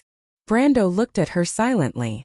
Speaking of this, Lady Whitefog turned around and looked at Brando. The prismatic pupils in her eyes were vertical. I came to this era with a mission. I know everything that happened in that era. But now very few people are familiar with that history. The sages left many words for the future generations. I think it's time to tell you some of the truth. Brando lowered his head as if he was thinking. Are you serious, Lady Whitefog? He looked up again and asked. You want us to go through that fog? Brando, have I ever lied to you? I understand. I trust you, Lady Whitefog. But what about the others? They have nothing to do with this. Lady Whitefog jumped down from the exhaust pipe and landed lightly on the ground. She looked up at him and said, Do you really think they have nothing to do with this? Brando shut his mouth. Take them all to see Brando, Lady Whitefog said. You're not the savior and neither is Odin. He just told me that he understood it too late. Everyone has to learn how to save themselves, but before that they have to understand what kind of danger they're in. Brando did not expect that he would get such an answer, but there seemed to be no better way. He knew that Lady Whitefog would not lie to him. She was the spirit of an ancient witch from an era ago. No one here knew more about this mysterious knowledge than she did. He could only trust her for now, unless he stubbornly found his own way. But Brando was never that kind of person. He thought for a while and decided to follow this path. Lady Whitefog seemed to want to show everyone something. He had some guesses, but everything could only be revealed after he saw it. Subconsciously, he did not want to believe it. Because if all of this was true, then it would be too hopeless. Brando returned to the team with this thought. Insursta and Tarkus had been waiting for a long time, but the thing the undead did not lack the most was time. They had almost an eternity to wait, and did not have the worries of mortals. On the other hand, the people on the Phantom Chariot side were a little anxious. This anxiety did not only come from the uneasy waiting, but also from the fear of an unknown fate. This was especially obvious in the leaders. Feng Qi and the 2 Phantom Chariot elders did not seem to be afraid, because they knew their situation better. Influenced by them, the servants were more or less performing much better than the sailors. When Brando returned to the team, Insursta had gotten to know Medisha, the little silver elf princess. His attitude was surprisingly good, and he even asked about Medisha's past experiences. However, it was not because the little princess was a rare beauty, but because Medisha's cavemen and tree elf guards fought against Madara at the end of the First War of the Black Rose. Her opponent was the rising star of the Dead Moon Empire. The temporary beauty of humans was so fragile in the eyes of eternity. Even the elves were just bones that rotted slower. However, a good commander knew how to respect an equally good opponent, because only the latter could show the value of their existence. In comparison, beauties like Hippamra and Princess Magadol were much duller in the eyes of Insursta. They were just names or code names and did not attract his attention. On the other hand, Feng Qi was very attentive, but when he saw Brando appear, his face immediately fell, and he obediently hid in a corner. Obviously, The experience in Port Guscell had left a psychological shadow on this proud son of heaven. Brendel ordered everyone to regroup and set off, but he dismissed the pirates under White Mist's command. These people had committed all sorts of crimes, and he really did not want to bring them along. He did not immediately execute them because they had helped White Mist a lot in the past few days. However, the pirates did not think that Brando's dismissal of them was an act of abandonment. Instead, it was as if they had been pardoned. Obviously, they did not have a good time under Lady White Mist. White Mist walked out of the cave and looked at the pirates from afar. Her eyes were full of pity. These people did not understand that sometimes freedom was not a good thing. However, becoming a nameless person could be considered a process of atonement for their past sins. From this point of view, it was not a bad thing. She came to Brando's side, and the Prime Minister's daughter, who was standing behind Brando, bent down and picked her up from the ground. She praised. "So elegant." White Mist snorted softly. "Humph, you don't have to deliberately flatter me. I need to find a backer, or else Miss Medisha will always want to kill me." "She won't kill you. Don't think of everyone like you." She swore an oath of vengeance. "You asked for it. Doesn't Lady White Mist need a full-time servant?" White Mist sighed. "Do you know how to comb?" "A little. I have a cat at home. Don't compare me to them." "Thank you. Don't cause too much trouble for Brando." "Why would I? I'm already his woman." "That's one of the problems." The lady's voice replied in a bad mood. The march in the dark lasted for 2 days. It was the morning of the 3rd day when they left the underground caves of the pirates' lair. The size of the underground caves was beyond Brando's expectations. He even suspected that some areas in the depths of the caves might be connected to the beehive. The area of the underground world of Jorgandi Ridge was not inferior to Wound itself. It was normal for it to extend to both sides of the Tawu Strait. Unfortunately, no one could answer this question, and it was unlikely for him to verify it. The exit of the underground caves of the pirates' lair was located in a valley. In fact, the pirates rarely used this exit because it was too far away. The path here had not been used for many years, and it was occupied by a nest of giant spiders. Although these things did not cause any trouble for Brando, they frightened the women in the group. Other than Hipamra, even Medisha's face was a little ugly when they left the dark underground. Delphian, an ordinary person, was even paler, as if she was seriously ill. She had recovered from the injuries she suffered in the elemental frontier after becoming a card of fate, but now it was as if time had turned back. Oh. Chapter 1287. This situation continued until the end of their journey in the dark underground. At first, Brando had to take on the responsibility of carrying the Prime Minister's daughter forward. Delphian seemed to be grateful for this, but it was not long before her disguise was mercilessly exposed by Medisha. The Silver Elf Princess decisively lightened the burden of her lord and carried Delphian forward. But for some reason, the Prime Minister's daughter's expression seemed to become worse. Brando pretended not to see the open and covert struggle between the little princess and Delphian. When he led everyone out of the valley, he found that the entrance of the cave had been tightly sealed by the vegetation outside. So he had to pull out Odorfice to cut off the vines and pull them apart. Thousands of mottled insects of various colors scattered as if they were fleeing for their lives. The cave was filled with screams again. Only Huanghua bent down, picked up a beetle expressionlessly, and handed it to Hipamra behind her. "Thank you, Huanghua." Hipamra skillfully took out a bottle and put the beetle in. She now had 3 such bottles, 2 of which contained spiders and 1 of which contained her prawns. In short, the other ladies had kept a respectful distance from Miss Priestess and Huanghua. Feng Qi stood behind the ladies with a solemn face. Brando did not look at this scene. After he parted the grass, his face immediately became solemn. White Mist jumped down from Insursta's arms. Delphian, the incompetent maid, lost her sense of existence the next day because of the spiders. She walked out of the cave beside Brando's feet. She looked up and squinted her eyes. What both of them saw was a sky full of fog. Translator. Endless Fantasy Translation Editor. Endless Fantasy Translation. The fog from Towery Strait had exceeded everyone's imagination. On the map, they were already in the south of Soparake, in a valley about 100 miles away from the port. However, the visibility in the valley was less than 10 meters. Beyond 10 meters, it was a vast expanse of whiteness. Steep cliffs extended forward in the dense vegetation on both sides, vaguely revealing the outline of a valley. Insursta followed the two of them out. He saw the scene and shrugged and was about to say something. In fact, he had been voicing his opinion along the way. Compared to the taciturn Tarkus, this guy was simply a chatterbox. But Brando knew that this future star of Madara was just distracting him. Tarkus wanted him to go to Somia, and not Deadwater Bay or Manzola. He looked back at Tarkus, and the warning look in his eyes forced him to swallow his words. At this time there was a rustling sound from the grass, and Medisha, Tarkus, and Magadol also came out from behind Insursta. Brendel gestured for them to keep quiet, and then pointed to the front. Everyone saw that in the dense fog in front of them, there was a group of people and horses moving forward. It was a vast expanse of white, like ghosts, moving silently and unsteadily.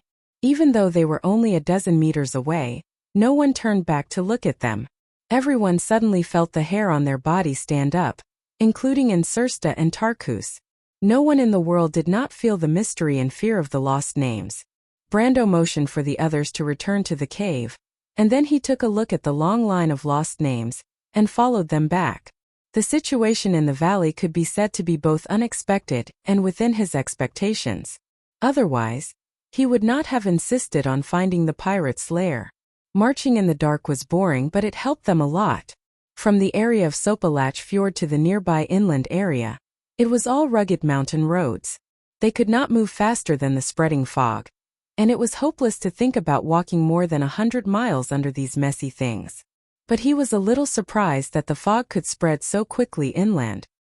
He asked the White Fog Lady's advice for insurance, but he did not expect it to be a prophecy. Now it seemed that he really had to consider the possibility of going deep into the fog.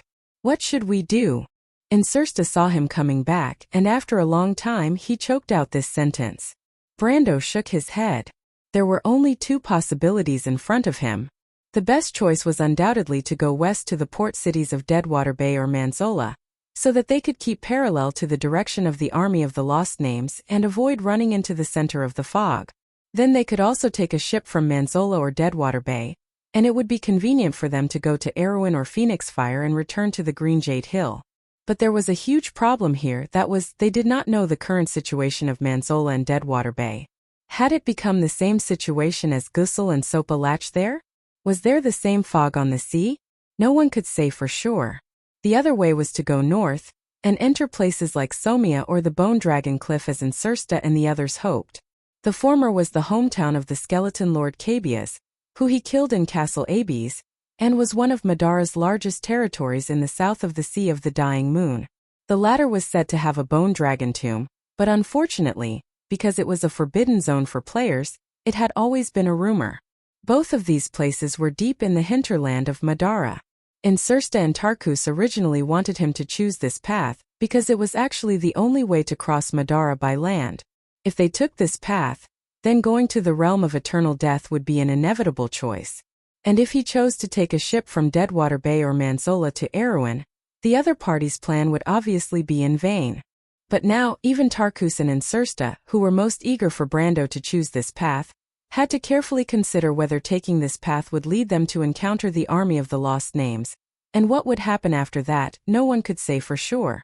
And Brando also knew that if the white fog was not wrong, the crystal clusters seemed to be attacking Madara in this direction. In other words, if he chose this path, he might really have to go to the battlefield. Brando opened the map, and Delphian immediately took the turpentine torch from the skeleton soldier beside her, supported herself against the wall, and went over to illuminate the former. Brando looked up at her, and the pale face of the Prime Minister's daughter was covered with fine beads of sweat. He shook his head and felt that Delphian did not have to do this at all, but she seemed to be deliberately trying to torture him. With this thought in mind, he looked at the map carefully. Although he did listen to the White Fog Lady's advice, it meant that they had to plunge into the fog without a clue. The White Fog Lady only asked him to see the war between the crystal clusters and the undead, not to let them face the lost names head-on. This was obvious. If they could avoid it, of course it was best to avoid it. Which path? He asked. Somia.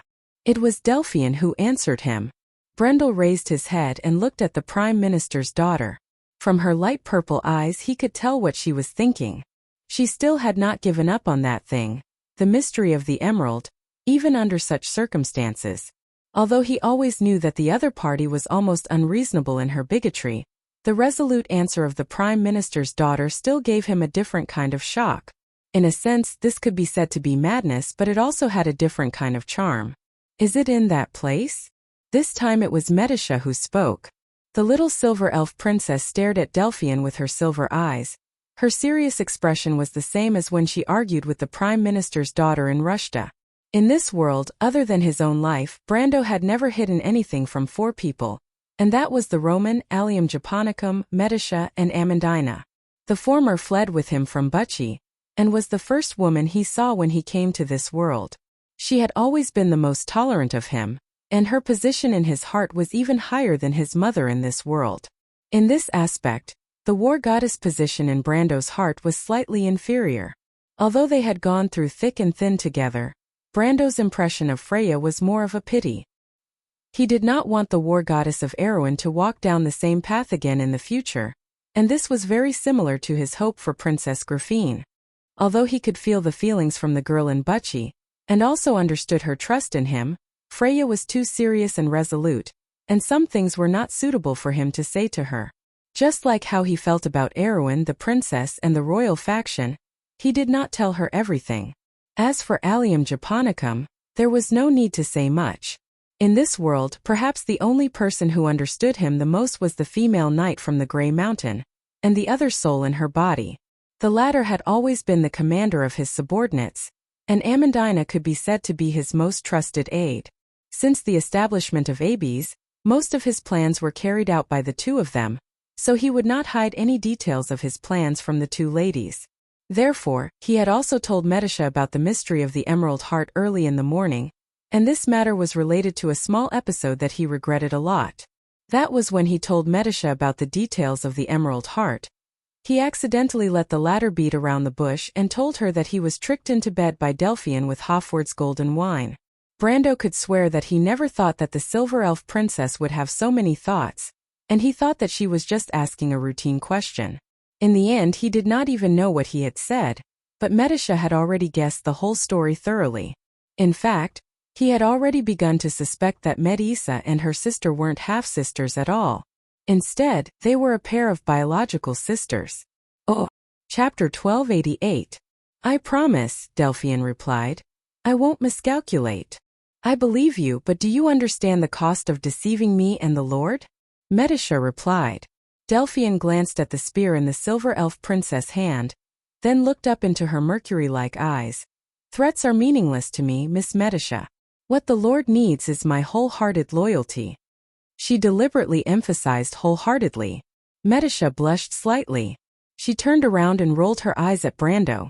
Brando suddenly felt a little baffled. Insursta and Tarkus pretended that they did not hear him. Even though they knew that Brendel was determined to infiltrate Madara's territory and probably had some sort of plan, they were both cautious and intelligent people, and naturally knew how to protect themselves. As for Feng Qi and the other 2 Phantom Chariot elders, Brando and Medisha naturally used crews when they talked, so they could not understand. After the plan was set, the next step was to put it into action. Insursta and Tarkus had no objections to this. After all, they were still prisoners in name, but in fact this team was decided by Brando most of the time. As Brando's student, Phoenix Fire was even less likely to object. As for the Phantom Chariot gang, they were the captives of the captives. The 2 elders and Feng Qi had no right to speak in this team. At most, they could add in the opinions of Medisha and Lady Whitefog, but Lady Whitefog usually did not have any opinions, so if Medisha agreed to something, it would most likely be the final result. However, the Silver Elf princess did not recklessly let the team go immediately. Adhering to the natural meticulousness and rigor of the Silver Elves, she arranged the departure time after 1 o'clock in the afternoon, when the sun was at its brightest on both sides of the Tawu Strait, and when the fog was at its thinnest. Brando knew that the power of the war slate was at its peak during this period, and the power of order that shrouded both sides of the strait was at its most stable. Perhaps it was because of Medisha's meticulousness, or because of good luck, They did not encounter any trouble along the way. They arrived at Tormlo at 10 o'clock in the evening of the first day, which was the place where Exion and Phoenix Fire had stopped. If that piece of broken wall was really Tormello's, this was once the most prosperous town on the Black Road between Rosaline and Sopa Latch, but now it was a scene of devastation. A war seemed to have swept through this place not long ago, leaving behind only ruins. The battlefield was full of corpses of the Crystal Cluster monsters and humans. The Crystal Cluster had erected a forest of crystal spears in the middle of the ruins of the town, and the spears were densely packed with human corpses. It was like a bloody and terrifying slaughterhouse, and it was nauseating. Princess Magadol immediately turned her head and vomited, but the rest of the ladies, including Hipamera and Phoenix Fire, were very calm. Brando was a little surprised by his students' reaction. He could feel the anger in her heart, but it was not fear or fear. Aliens. She squeezed out 2 words from between her teeth. That night, Medisha arranged for the whole team to set up camp near Tormlo. Although they could not accept it psychologically, they understood that it was the best choice. The Crystal Cluster monsters were not interested in occupying the town, so it was probably the safest choice to stay in a town that they had already swept through. However, at the end of the day, when they were doing a head count, Brando and Medisha realized that a few of the Ghost Chariot sailors were missing. These people had sneaked away or disappeared for some other reason. Brando could not guess, and could only ask Delphian to think of a way to keep a closer watch on these people. The Prime Minister's daughter was quite talented in this aspect, and she quickly passed this job to the skeletons of Madara and the Ghost Chariot sailors. Before the sky was completely dark, she had already arranged everything in an orderly manner. Her method was very simple. She just had to sit together and supervise each other, plus some small tricks. Classic methods were often simple and practical because they were often tested by time. The flickering light of the bonfire soon lit up the dark wilderness. The stars and the moon in the sky could not be seen in the fog. The fog surged in the darkness, revealing its shape at the edge of the bonfire, making it even more eerie and terrifying. After a simple dinner, Brando called Huang Hor to him. He decided to teach his new student something for the first time. He did not know how long Huang Hua would be able to learn from him. After all, she would eventually return to the Nine Phoenix. He could only try his best to help her find the most suitable path for herself in the limited time he had. The bonfire lit up Huang Hua's dark eyes. She was dressed in a neat training suit, holding her sword. She came to Brando and bowed respectfully as a disciple of the Nine Phoenix. "Teacher Miss Medisha."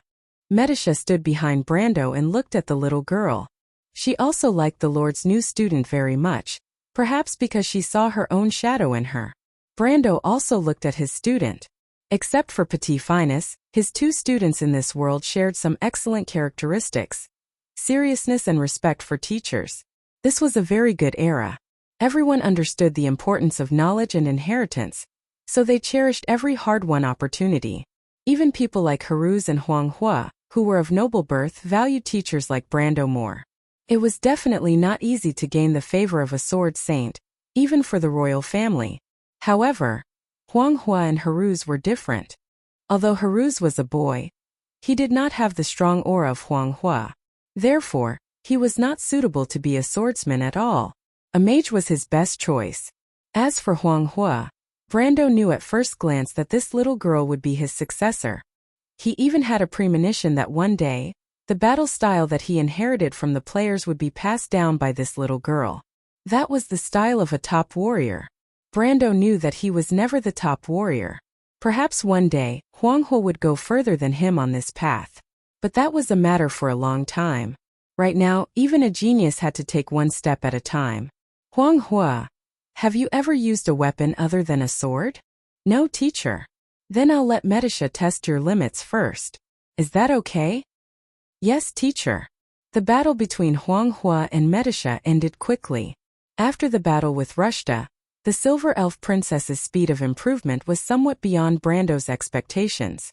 Although she was cautious and held back, Brando could see that her strength had reached the peak of the law realm.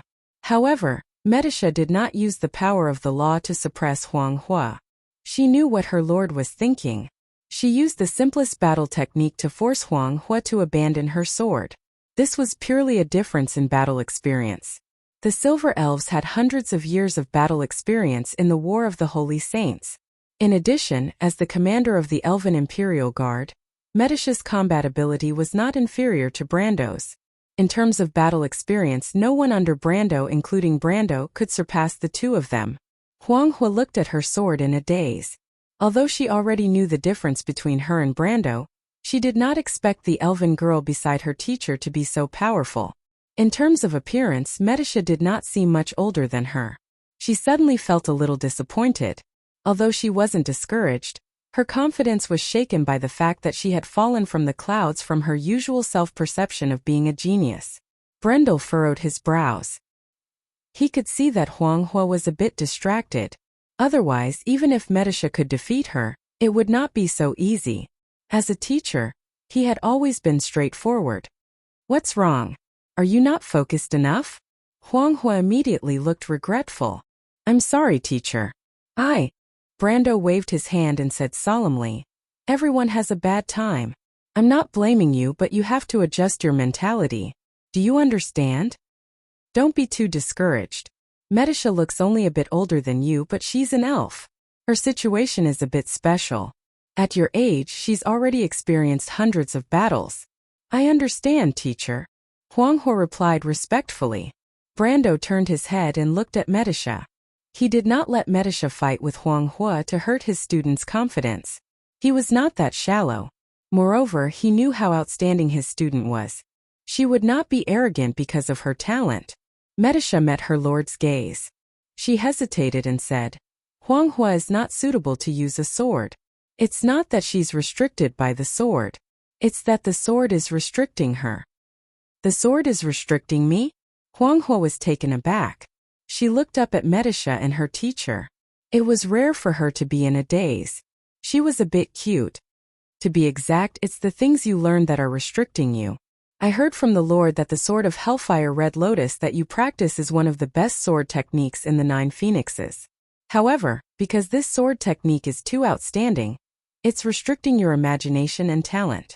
The more powerful a sword technique is, the more the person who learns it will rely on it. I know some of the secret sword techniques of the Silver Elves.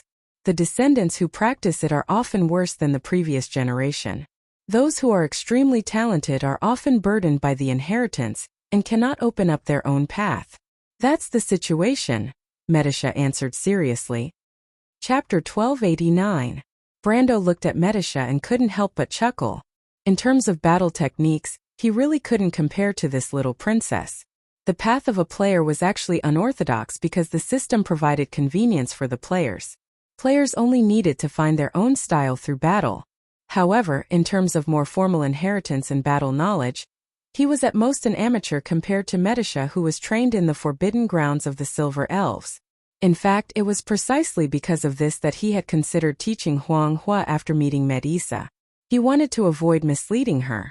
When old Marshal Frank heard Medicia's words, he was so shocked that he almost jumped up. "You are a silver elf?" Magadol was shocked and quickly pulled her grandfather back, afraid that he would be too agitated and lose the dignity of the Antibureau family. "I am a silver elf, Mr. Frank. However, I no longer have any contact with the Silver Elves. I am the retainer of the Lord, and the captain of his guards." Medicia answered politely. The old marshal couldn't help but look at Brando with admiration. The Silver Elves were once the staunchest allies of the humans. They were also the guardians of the kingdom of Erewhon.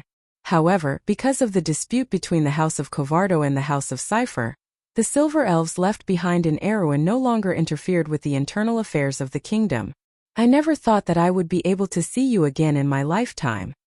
"That is because our Lord is outstanding enough." The Silver Elves made an agreement with King Gattel, because we believe that King Gattel is an indomitable and trustworthy hero. It is the same for our Lord. Brando was a little embarrassed. "Medicia, you are exaggerating. How can I be compared to the Flame King?" The Silver Elf princess only smiled. "The Flame King has also gained the recognition of Oderfeis." Brando was speechless. He suddenly appeared, and this little princess was at least 10 times better than Carglass and Odom when it came to flattery. However, Huang Hua seemed to be in deep thought after hearing Medicia's words. Just as the former said, She practiced the Red Lotus Sword of the Nine Phoenix's three great swords. She was also proud of being a member of the Jade Phoenix family. She wanted to become a true powerhouse so that she could live up to her reputation of being a genius and the supreme swordsmanship that she learned. However, Medisha's words were like a bolt of lightning that pierced her heart. The situation she described was very similar to the history of the Jade Phoenix. Many generations of geniuses, but none of them were as talented as the Nine Phoenix's ancestors. They were all bound to this supreme swordsmanship, and they had never thought of surpassing the realm of this swordsmanship. Of swordsmanship. Of swordsman's level. Medisha looked at the little girl who stood there frowning, as if she had fallen into her own world. She turned around and said to Brando, "Huanghua is very talented. She has not gone down the wrong path. She just has not thought of her own path yet. It would be easier if she was in our family. I can ask the elders to use the Transcendence Key to release her power, and let her know the path that is most suitable for her." "There is such a thing in the Silver Elves?" Medisha nodded. Brando was suddenly a little envious. The Silver Folk were indeed the Silver Folk. The Bugas also had their own way of cultivating their younger generation of wizards. Their wizard apprentices could be said to be the best in the world, and their success rate was very high. The reason was that the Bugas had something called the White Tower. The White Tower of the Bugas was not only a world-famous library, but it was also similar to the White Tower in the law realm. It allowed people to personally comprehend the power of the law from above. This was because they could have such an experience under elemental energy. Compared to the bitter human wizard apprentices, the Bugas' path as a wizard was naturally much smoother and happier. As a fighting race of the Silver Folk, the Silver Elves naturally had something similar. This kind of sacred object that could let people release their power was even more incredible than the White Tower. What was releasing power? It was actually the process of releasing one's instincts and combat intuition. In his past life, the players had to wait until the middle to late Second Era, when they used the War Slate to simulate and perfect the body's law before they gradually began to come into contact with this field. Before that, almost all the warrior players used this ability passively. This led to some people having high talent and some people having low talent. Brendel was a middle to upper class warrior, and in terms of using his intuition to fight, he was actually far inferior to those who stood at the top of the player world. However, once this thing was mastered, it would become the body's most instinctive memory, and even integrate into the soul. The reason why Brando was so clear about this was because this wealth from the previous world had been of great help to him ever since he transmigrated to this world. This was the so-called combat experience. Most warriors, before exploring their own talent and power, did not understand what was the most suitable fighting style for them. Just like Huanghua at this moment, but her talent was also outstanding. She could actually understand her own shortcomings from Brando's fighting style. This was in fact the reason why Brando wanted to make this little girl his student. "I have an idea." Brando thought for a while and replied, "But I need your help, Medisha." "My lord, please tell me. The way we humans release power is different from you. The power of a warrior is dominated by rage and wildness, so we believe that when a person fights based on instinct, he will be able to find the most suitable fighting style for himself." Guide anger. Medisha was a little surprised. Humans have mastered such a brilliant method in the past 1,000 years? This requires a considerable understanding of the law and the soul, right? She subconsciously looked at Brando. Brando immediately knew that things were not going well. The old marshal frowned. In fact, the human world did not have such a method. Before the Year of the Sparks, there was only one way for human warriors to train their fighting instincts, and that was to repeatedly fight. Brando, like Brando, naturally had unparalleled fighting instincts and experience after hundreds of battles. However, this method was actually quite backward. It had existed since the beginning of mortals learning to fight, and could be said to be the fighting style of beasts. Until the Third Holy War, humans still relied on this primitive method. Fortunately, the old marshal had been away from Wone for half a century, and he was not sure if the Holy Cathedral of Fire or the other major holy cathedrals had come up with new methods in the past few decades. He only frowned and did not express any opinions. This gave Brando a chance to cover up his lie. His method was, of course, summed up by the system. In fact, it was also a method that existed in the Amber Sword for the convenience of the players. This method was shown in the game as a quest called Guide Anger. It was similar to the elemental activation quest, but only warriors could receive it. The process of completing this quest was the process of guiding anger. The chain of quests was done very well, and even received praise from the players at the time. However, Brando still felt a little strange when he thought about it. He always felt that he had learned something in the chain of quests. Otherwise, he would not have been able to directly apply his combat experience in the game after transmigrating. Of course, this was not what he needed to think about now, but how to simulate the method in the game. In fact, since he had spoken, he already had a plan in mind. Fortunately, in this world he also had the system. So he continued to say to Medisha, "Talk to Huanghua first. She's a little uneasy today. I think it has something to do with those monsters. Ask her what's going on.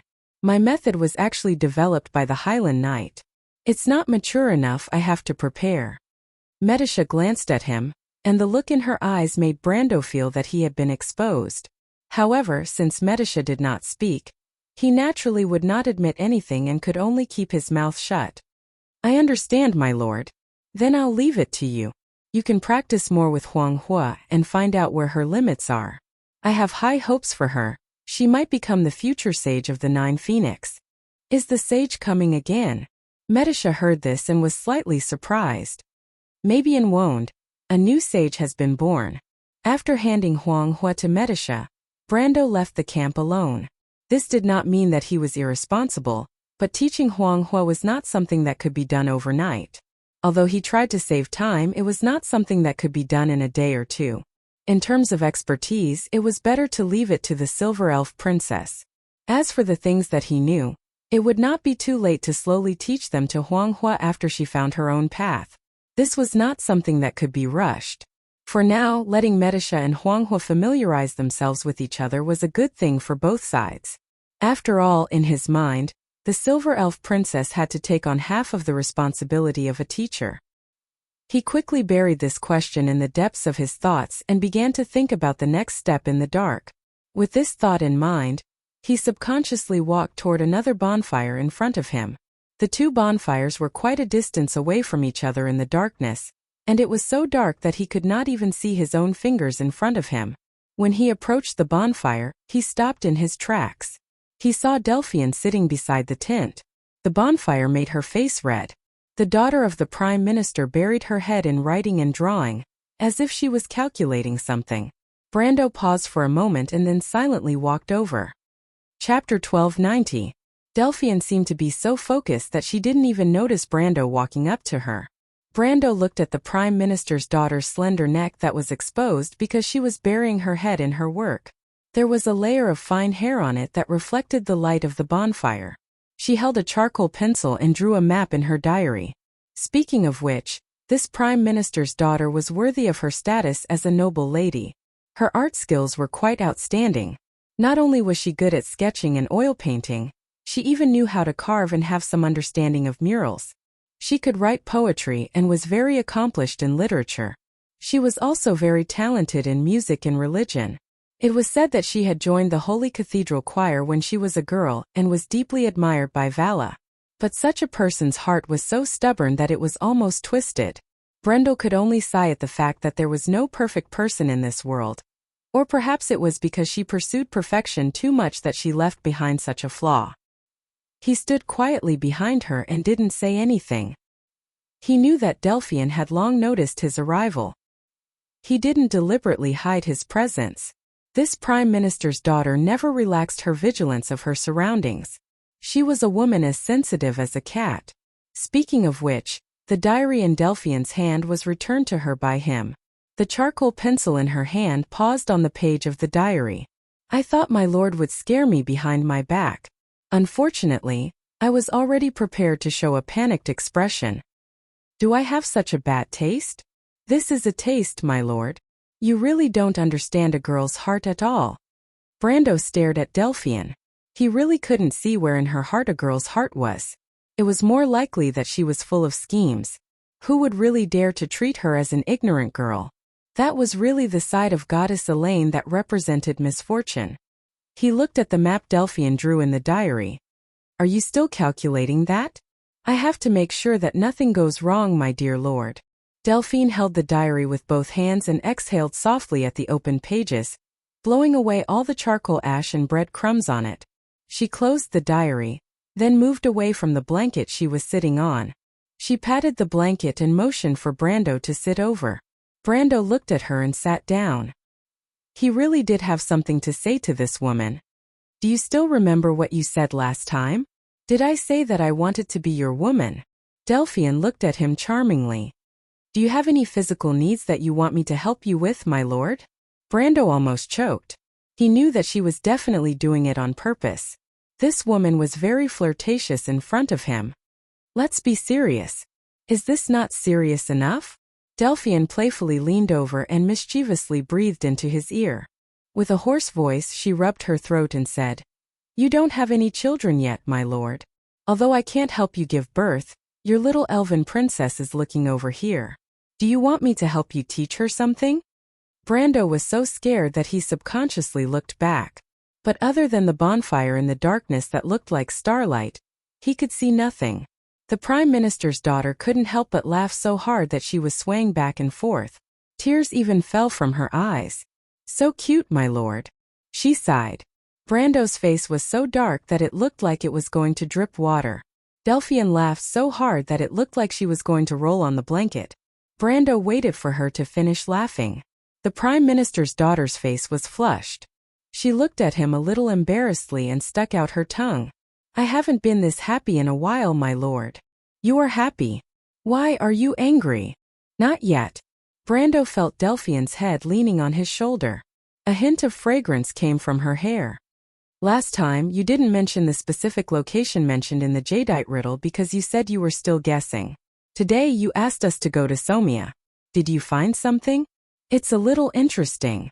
Delphine answered in a low voice like an obedient little girl. The jadeite riddle uses the Senilch riddle to transmit information. This is an ancient encryption method. Legend has it that it came from the riddle of the Senilch riddle, the golden folk who live on the golden hill. Each line has 16 words, and the number of lines must be a multiple of 7. The relationship between words and lines is the first level of the riddle. How to read it is contained in the riddle. But to solve this riddle, you need to be familiar with the meaning of the Senilch riddle.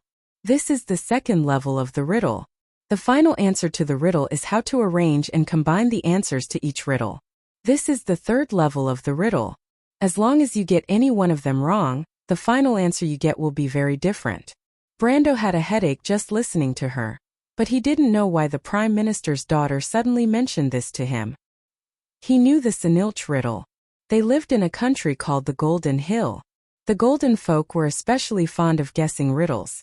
It was said that the bronze dragons were related to them. Their nostalgia for riddles remained in their blood, and was passed down from generation to generation. However, the Senilch riddle was destroyed in the era before the Golden Hill. Their inheritance had long been lost. No one could even find the location of the Golden Hill. Delphine leaned on him and continued. This encryption method has existed for a long time. I have only seen it in some ancient books. It's no wonder that Chariot and the others don't know this riddle. My lord, do you know about the Ranisa ruins? Brando thought for a moment before remembering that place. The discovery of the Ranisa ruins was quite famous. The person who discovered it was a countess named Ranisa. She discovered the ancient ruins in her own territory. At first it was even said that it was the ruins of the Babel fortress, but in the end it was found that it was not. However, the prehistoric civilization in the ruins was not inferior to Valhalla at all. The only difference was that Valhalla still existed, but the ruins were already gone. He nodded. The scholar in charge of the excavation of the ruins was Master Abbot. He invited me to be his assistant. Wait, he invited you? My other identity is an honorary member of the Crew's Royal Geographical and Historical Society. How about it? My lord, do you feel that you have gained my favor? Of course not. Brando thought. What does this have to do with the jade riddle? Of course it has something to do with it. When the Ranisa ruins were excavated, we found that the words engraved on the metal tablets were also encrypted using the Senilch riddle method. Think about it. The two places thousands of miles apart have different cultures, inheritances, customs, and languages. But in a certain era in history, they showed amazing consistency. Brando faintly felt something that he couldn't grasp flashing through his mind. He frowned and asked, "What does that mean?" "It means that it's very interesting, isn't it? My lord's orb of nature is called the Orb of Nature in Wound, but in Nine Phoenix it has the name of the Heart of the Azure Dragon. Although the names are very different, in the end they are the same thing. Some things run through our history like an invisible hand manipulating our fate. Those mercenaries are Rubik people." Brando certainly knew that Adney and the others were Rubik people. The knights did not hide their belief in God Ra. But what did Delphian mean by that? Did Adney and the others also come for something similar? Perhaps it was possible. Wound had the Azure Lance, Nine Phoenix had the Jade Dragon Sword, so why couldn't Rubik have a similar legend? He suddenly recalled the gray light that he had seen in Rosaline that day, and he suddenly understood why the knights had come looking for him. But he couldn't get that thing out, so he couldn't help but feel a little troubled. "You solved the riddle?" "Yes." Delphian leaned her cheek on his shoulder and replied, "My lord, a lot of ancient information in this world has been encrypted in the same way. Some are riddles of Thanil, some are dragon prayers. My understanding of these knowledge is only superficial, but other than me, there are not many people in this world who can solve them. I will definitely make you feel that it's worth it. Don't think of yourself as something that can be bought and sold, Miss Delphian. Being bought and sold means that it has value. I'd rather be a rare commodity than a mediocre person." Brando shook his head. He really couldn't understand this woman's way of thinking. He didn't intend to persuade her. He only asked, "Where is it?" "It's in the south of the Sea of the Dying Moon, deep under the dry sea in the lowlands. Present, I can only confirm this much. The Sea of the Dying Moon was a vast inland sea, but in the past it used to be even more vast. In the past 1,000 years this inland sea had been shrinking, leaving behind a dry seabed. In the south of the Sea of the Dying Moon, a lowland swamp area was formed. This was the place that Delphian mentioned. This lowland had always been a forbidden area, and it was the same for the undead. It was an area similar to the Black Forest. Although this forest was different, it was also full of danger." Brando nodded. He thought that the answer to the riddle of the jadeite should also be in this area. After an unknown period of time, Delphian seemed to have lost her breath. He turned his head and found that the Prime Minister's daughter had fallen asleep with her head down. She snuggled up to him tightly, her expression was very peaceful, and even her breathing seemed to have become gentle. The diary slipped from her hand, and the charcoal pencil fell to the side. Brando sighed, pulled up the blanket from the ground and covered her. The Prime Minister's daughter seemed to have had a good dream, and her slender eyebrows slightly relaxed. Oh! Chapter 1291. Beside the bonfire, Medisha looked at Huang Hua, who had changed into her normal clothes. The bonfire made the face of the princess of the Jade Phoenix clan red. "Huang Hua, you have something on your mind, don't you?" Huang Hua looked at her in surprise. "Is teacher angry?" "His lordship won't be angry over such a small matter. You don't have to worry." Medisha shook her head. "But it's important to stay focused." "I'm sorry. You don't have to apologize. Is it because of what you saw in Tomro? I noticed that you were not in the right mood at that time." "Yes, Miss Medisha. Call me sister." "Sister Medisha. What's going on?" "My mother." "I understand." Medisha looked at her lovingly. "I'm sorry." Huang Hua shook her head. "Sooner or later I will take revenge." Medisha suddenly thought of something. She patted Huang Hua's young shoulder. "You will. I believe in you. Huang Hua, don't be discouraged. One day your achievements will be higher than all of us. Let's call it a day. I will go and see his lordship." "Teacher, I said it's okay. His lordship is not so petty. You are his student. You know this best, right?" Huang Hua nodded and bowed solemnly to Medisa. Although the Silver Elf Princess didn't look much older than her, she had learned a lot from Medisa. No matter how she looked at it, she had to thank Medisa sincerely. Medisha smiled and waved at the little girl.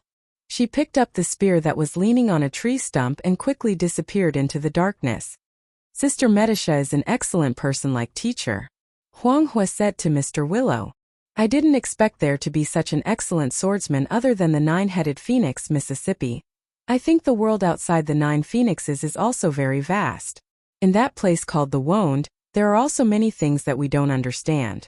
I only understood the meaning of my own experience today. I want to go to Erewhon and take a look at my teacher's hometown, Mr. Liu. After we return to 9 Phoenix? Mr. Liu asked. Yes. Huang Hua nodded. Brendel's hand stopped in the middle of pulling up the blanket. Medisha? He could hear the footsteps of the silver elf princess in the darkness. Medisha came to his side and looked at the Prime Minister's daughter, who was sleeping soundly on his body. She sat down beside Brando and asked without turning her head. Do you believe her words, my lord? What about you, Medisha? Brando felt Medisha leaning forward slightly and leaning on his back with Delphian. He suddenly felt a little scared. Medisha? She can, but I can't. I thought you wouldn't. Fight for a woman's affection?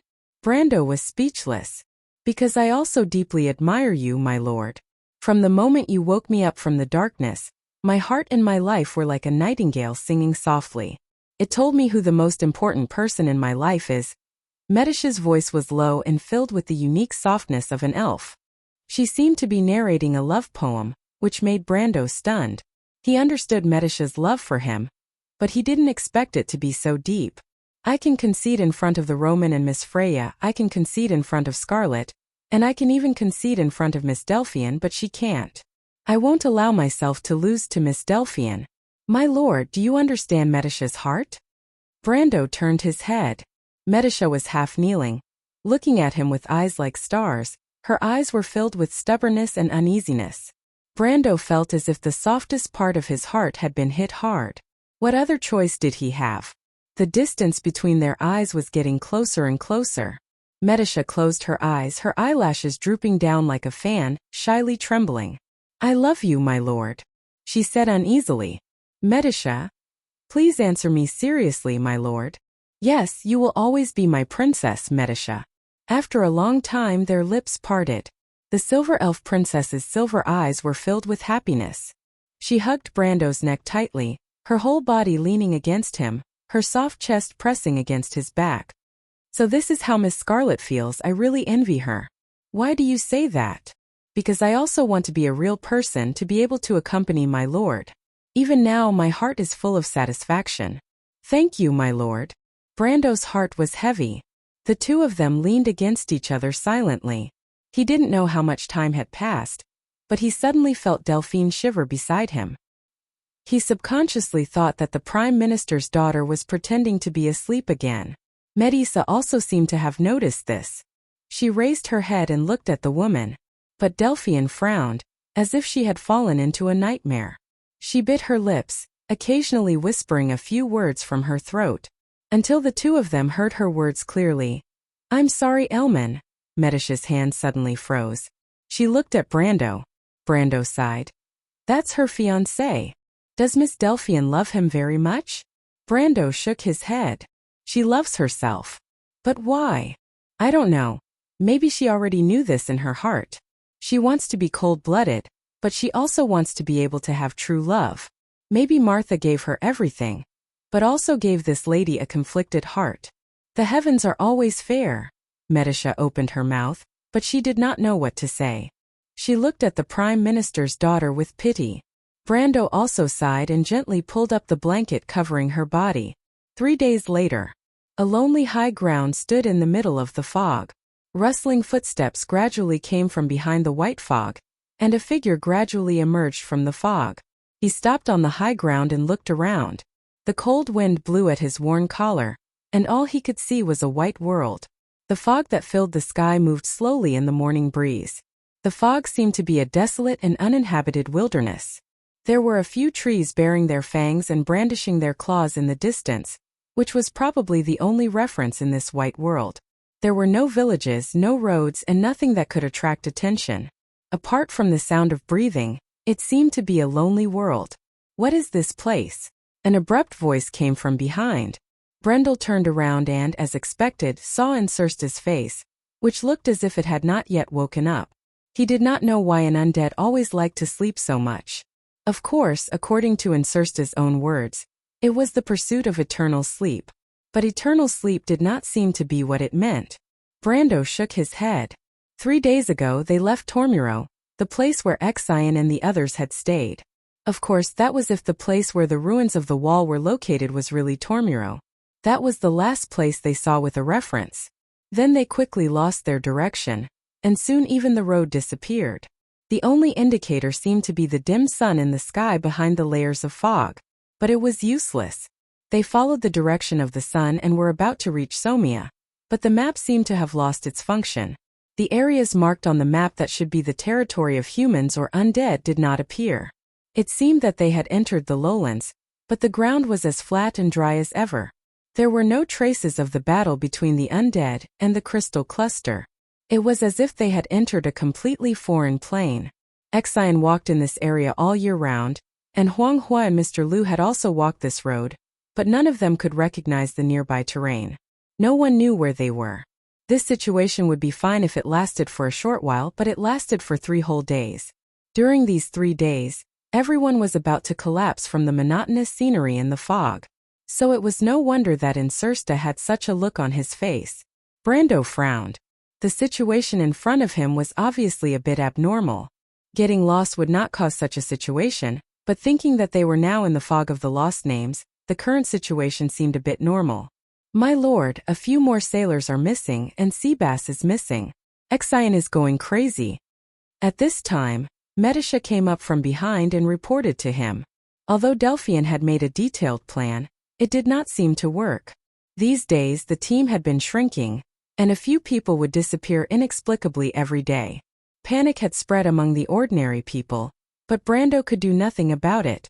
This was the fog of the lost names, and the current situation was already the mildest. Suddenly, all the people around him disappeared without a trace, and it was not impossible. However, the disappearance of the youth named Seabass still gave him quite a shock. As not Exion's adopted son, Seabass and not Exion could be considered as one of their own. They had always been under everyone's protection. For them to disappear under such circumstances, it could only mean that the situation had worsened.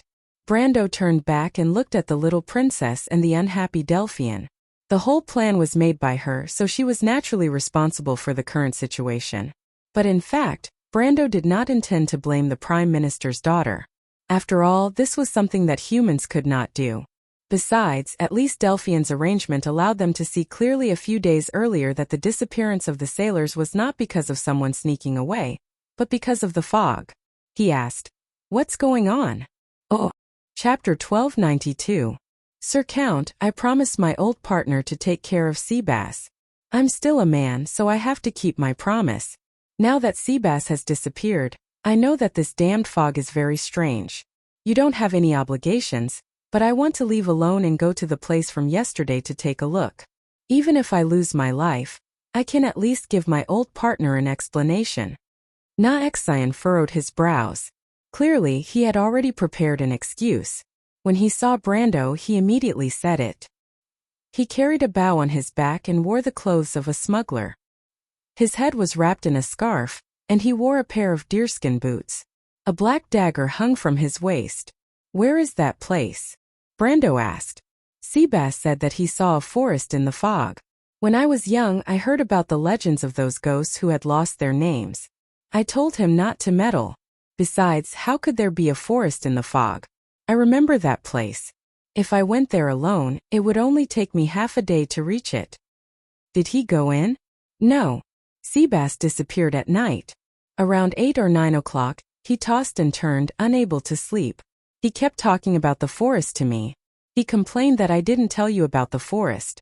He said that with a reference we might not have to go around in circles in this fog. However, he was still a young man. How could he know?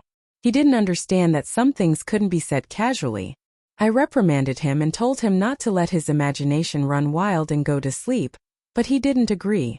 When I turned around, there was no trace of him in the tent. Na Exion's throat trembled, revealing a frightened expression. I was afraid that he would run out alone and do something stupid. At that time, I thought that he had left the tent, but when I chased after him, I only saw his back in the fog. Sir Count, that place was at least 100 yards away from my tent. That child Seabass, I didn't teach him any martial arts. In the blink of an eye, he definitely couldn't have run that far. I desperately called out his name, but he turned a deaf ear to me. I put on my jacket and chased after him, but before I could get close, I felt someone bump into me from behind. When I woke up again, it was already morning. Brando comforted him. "Don't worry, Mr. Exon. We may not necessarily not help you. Seabass has already been missing for a night. Why don't you stay and wait for a while? You're an insider. Who knows, we might need your help later." "But my lord, it doesn't matter. We're going around in circles in this fog anyway. Seabass might not be wrong. Since someone saw the forest in the fog, it means that it existed before." He turned around and asked, "Did the missing sailors also see the forest?" Delphian nodded. At least 3 of them mentioned the woods or similar words to others. The situation there is similar to Seabass, but the sailors think that they have been bewitched by the spirits in the fog. "You saw it, Mr. Exion." Brando turned around again and said to Exion, "Now the thing behind the fog has revealed itself. You said that you know the place. Can you take us there?" "My lord?" "Don't worry, we're now a team. Today it was Seabass, but tomorrow it might be any of us. Instead of wasting time aimlessly here, it's better to grab hold of the clues in front of us. What do you think?" Brando comforted him. Exion was in awe. He bent down and deeply bowed to the Count of Erewhon.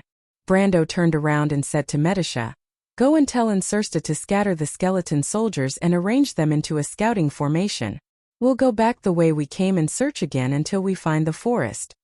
The Silver Elf Princess nodded, indicating that she understood. She asked again, "Is there anything else you need, my lord?" Brando thought for a moment and called out to her. "Tell him to divide the skeleton soldiers into small teams. Each team must be equipped with 2 liches, not 1. There must be a mid-level liches in each team. The mid-level liches are only responsible for the communication between the teams. The core of the team is still the low-level liches." This was the most classic military structure in Madara from his previous life, which lasted until the year of the astrology after the Second War of the Black Rose. Its effectiveness was naturally proven by later generations. He did not want to reveal this secret, but then he remembered that it was actually limited by the limited number of mid-level undead in the Undead Moon Empire. Before they found a more effective way to transform the undead, this military structure was not as threatening to Erewhon as a genius general like Insursta himself. But for Insursta and Tarkus, this little secret was priceless. At least a part of the highly efficient undead organization was still available to the new generation of dark nobles supported by traditional forces. "But I hope you won't use this method to let me see it on Erewhon's battlefield. Otherwise you'll be out of luck." Brando looked at Medisha's back and could not help but think in his heart. The reason the undead abandoned this traditional organization method after the year of the astrology was naturally due to its own shortcomings. It was the most efficient and even refreshing way to organize the undead in this era for the Undead Moon Empire. But looking at the past from the perspective of the future, it was not difficult to find the negligence of the predecessors. "Teacher is a true gentleman." Huang Hua heard what Brando said to Na Exion and could not help but praise Mr. Willow. Even in the 9 Phoenix, it's rare to see such an excellent person. A knight like Mr. Brando is indeed rare, Miss Huang Hua. Mr. Willow also expressed his agreement. He sighed and said, "The key is that he's still so young. He seems to have some understanding of the undead organization method. I haven't been to Wone for more than 10 years. I didn't expect to see such a person there." Huang Hua nodded gently. Insursta and Tarkus were naturally people who knew what was good for them. If it was a stubborn old undead lord, Medisha's method of arranging the skeleton soldiers might be beneath contempt. Since when was it the turn of an elf to interfere in the affairs of the undead? But the 2 best partners in Madara's history saw the value of Brando's suggestion at a glance. After Medisha left, the 2 could not help but look at each other and see the surprise deep in each other's eyes. A noble Count of Erewhon actually knew more about the organization of the undead than the traditional nobles of the Dead Moon. And he could further propose a way to improve it. Both of them were smart. They naturally knew that as an opponent, Brando dared to tell them this method as he was not afraid that they would use it on the battlefield of Erewhon in the future. This at least meant that Brando was not 1 step ahead of them but 2 or more steps ahead. Insursta was the first to sigh. This count is getting more and more important in my mind. Old man, if I didn't care before, now I really want him to join us. He will definitely be the brightest star under the dead moon. Even Tarek can't compare with him. But this is a stubborn guy. Tarkus, do you have any ideas?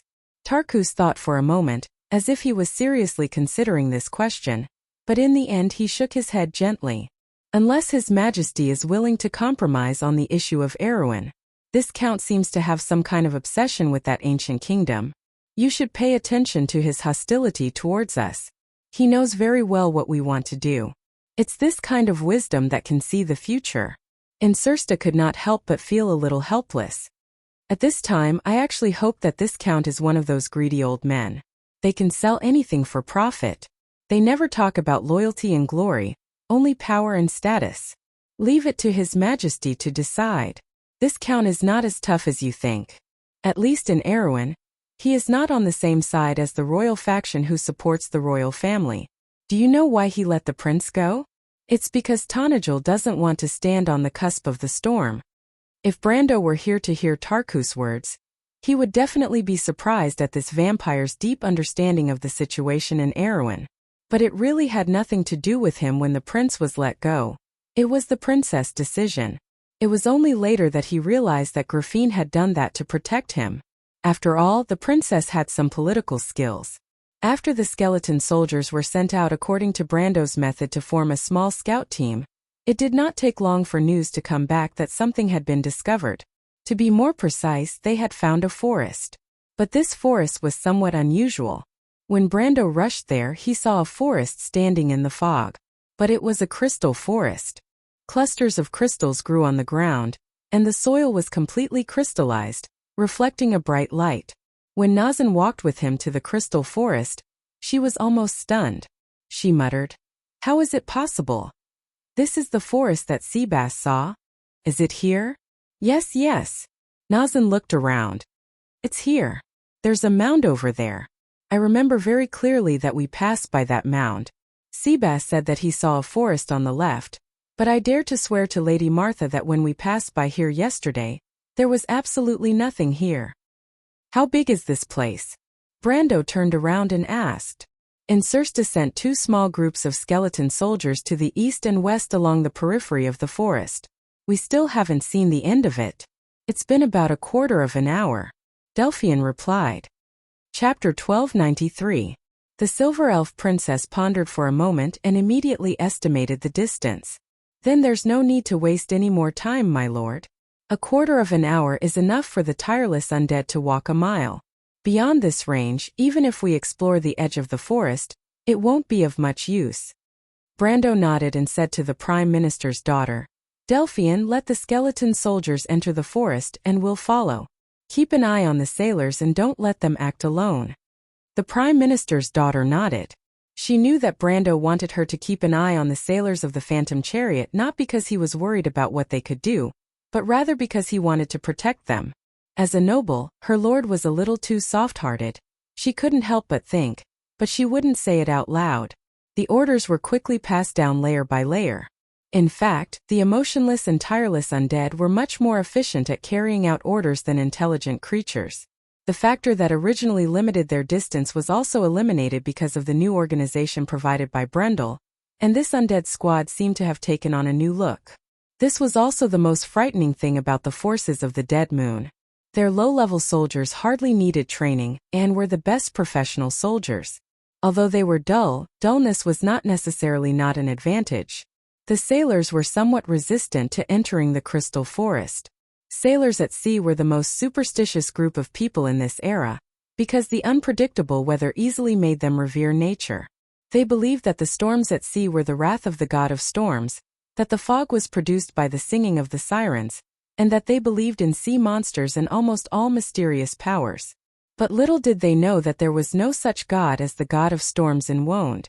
The one in charge of the Department of Winds and Storms was the goddess of the North Wind, who had fallen long ago in the last era. However, these gossip did not affect Brando.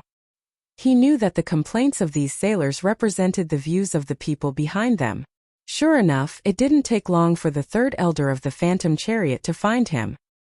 He had nothing to say to this guy and only told him, Let Fangchi come to me.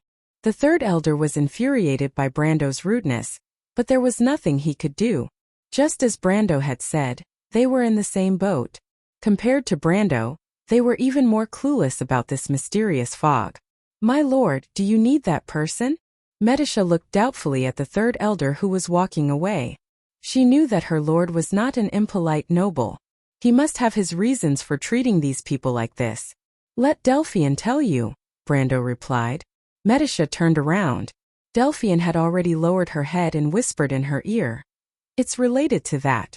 Opening the jadeite mystery requires the blood of the supreme bloodline of the 9 phoenixes. As far as I know, the supreme bloodline of the 9 phoenixes has already split into the ghost chariot and the jade phoenix. I can't guarantee that Miss Delphian or Fangchi can open the gate to the stagnation realm. After saying that, she blew a breath into Medisha's pointed ear. The silver elf princess shuddered. She turned around and glared at the woman angrily. While the two were still whispering, Brando had already stopped. He stopped in front of a huge cluster of crystals and looked to the side. While everyone was still wondering what he was looking at, Brando suddenly raised his hand and slashed in that direction. Before anyone could react, the light beside the cluster of crystals was distorted. The spatial ripples caused by Brando's hand hit the spot where the light was distorted. There was a sharp cry, and a strange crystal creature was sent flying. It crashed heavily into the cluster of crystals on the other side. After that cluster of crystals was shattered, it flew back 5 or 6 meters before it landed on the ground. Strange creature. Crystal cluster. Phoenix Hor and Medisha shouted at the same time. Wait a minute, I didn't feel its presence at all. The silver elf princess was the first to react. Her silver eyes looked at Brando in surprise. My lord? It was as if this thing didn't exist before. It was as if it appeared out of thin air. Brando also reacted. If it wasn't for you, young Master Brando, even I wouldn't have noticed it. Those are parallel beasts, Phoenix was said. They are the eyes and ears of the army of strange creatures. They will hide in the spatial gaps parallel to our world. Teacher, how did you find them? Brando shook his head. He could only find them because of his dark perception ability. No matter how well the crystal cluster was hidden, it could not deceive the flow of magic. This was the power of dark perception. Otherwise, he would not have been so excited when he first obtained this attribute. Follow me. The appearance of the crystal cluster made his premonition come true.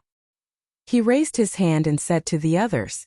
But at this time, Delphian suddenly looked at the shining amethyst in her hand. She raised her head and said to Brando, My lord, Insursta said that the skeleton soldiers on the left wing went out. What went out? It means that they went out of the forest. There is a large plain in front of them. There is no fog there. How is it possible? How can this forest be so thin? We haven't even walked a mile deep yet. Naexian cried out. Is this forest in the shape of a belt? No. Brando shook his head as if he was not surprised by Delphian's words. This is not a forest. This is not a forest. Brando stepped on the ground. I have seen this crystallized land before. Medisha, do you remember? The silver elf princess frowned slightly, but her eyes suddenly lit up. The deadly frost forest, she shouted in a low voice. While the two of them were talking, a strange sound suddenly came from the sky. The sound was like something passing over their heads, making a whistling sound. This sound quickly turned into a deafening sound. Everyone saw a burning meteor falling from the sky, falling straight into the crystal forest. Get down! Naexian only had time to give a warning before the air current mixed with countless sharp crystal shards hit her face. Except for Brando and Frank, almost everyone was thrown to the ground. Brando reached out and pulled Delphian into his arms. At the same time, he threw Halran Gaia in front of Hippamera. A gray light screen immediately blocked the shockwave. Frank protected Magadol, Mr. Lu stood in front of Phoenix Flame, and Medisha was able to protect herself. She carefully stood behind Brando, the mistress of the white mist on her shoulder. The roar and the rising clouds lasted for a long time. When Naexian got up from the ground, she felt a burning pain on her face. She touched it with her hand and could not help but suck in a breath of cold air. There were a few cuts on her face and it was full of blood. Fortunately, it was not a serious injury. She looked up and saw that after the smoke dissipated, only Brando, Frank, and Medisha were still standing. Besides them, there was also Delphian in Brando's arms. She coughed softly and quietly got out of the latter's arms. What is that? Na-Exian suddenly saw the scene in front of her, and could not help but be shocked. The place where the forest used to be had now turned into a large crater. In the depths of the crater, there was a meteor lying there quietly. The meteor was burning with flames, and the mottled surface was falling off, revealing a crystal that was emitting a bright light. Somir crystal. Brando threw a blanket on her head. Wrap your head. Don't expose the wound. Be careful of the crystallization disease. Although Na-Exian did not know what the crystallization disease was, at least she knew that Brando would not joke with her at this time. She hurriedly wrapped her face with the blanket, ignoring the tearing pain on her face. Fortunately, she was also a fugitive in the underworld. She could still endure this pain. Brando looked up at this time. Just a moment later, Frank and Medisha also looked up. Count! Insursta's shout came from behind. Probably because the communication crystal had lost its function. Something is coming from the sky. I lost a group of skeleton soldiers. As soon as the voice fell, 7 or 8 black shadows had already arrived side by side. They tore through the fog and swept over the heads of Brando and the others. In the blink of an eye, they disappeared on the other side of the fog. Flying monsters! Although it was only for a moment, Phoenix Hua, who was half kneeling on the ground, also saw what those things were. She anxiously shouted in a low voice. How is it possible? We have never heard of flying monsters. Be careful, there are more behind. Insursta, on the other hand, was hopping mad. He saw the phantom chariot sailors crawling up from the ground, seemingly trying to escape, but there was still a platoon of skeleton soldiers behind them. If they were separated by these people, it would not be good. It was a headache for him to deal with these useless humans who were more of a hindrance than a help. 1 row, 2 rows, 3 rows. 4 rows of crystal clusters in a formation pierced through the fog and appeared above everyone's heads.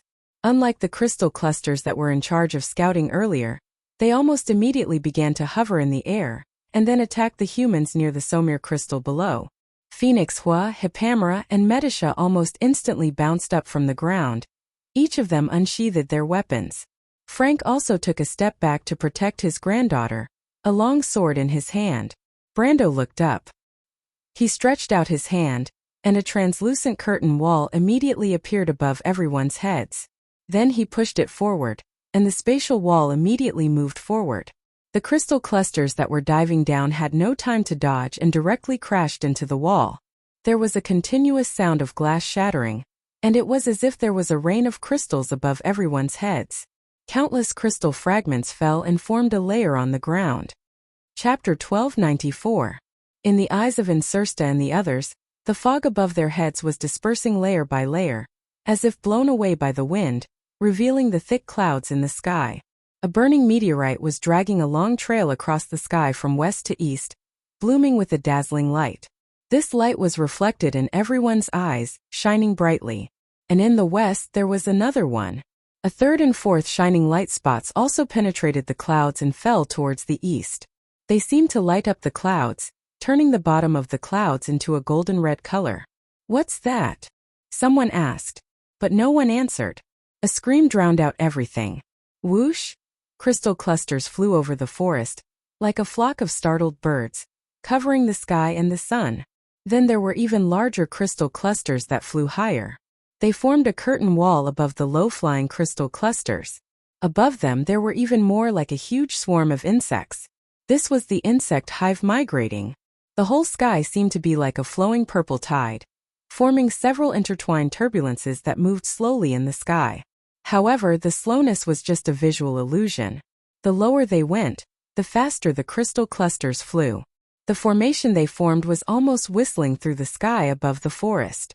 Some even brushed past the treetops, bringing up torrents and blowing the crystal powder all over the sky. A few blind crystal clusters even wanted to attack Brando, but their fates were no better than those before. One by one they crashed into the shining light shield and turned into dust. Everyone began to watch the net-like arc-shaped light shield flicker under the impact of the crystal clusters, as if it would collapse at any time. But this did not happen. It only deformed slightly and then returned to its original state. The crystal clusters crashed into it, and broken limbs fell like rain. Later, everyone could not help but feel a little numb.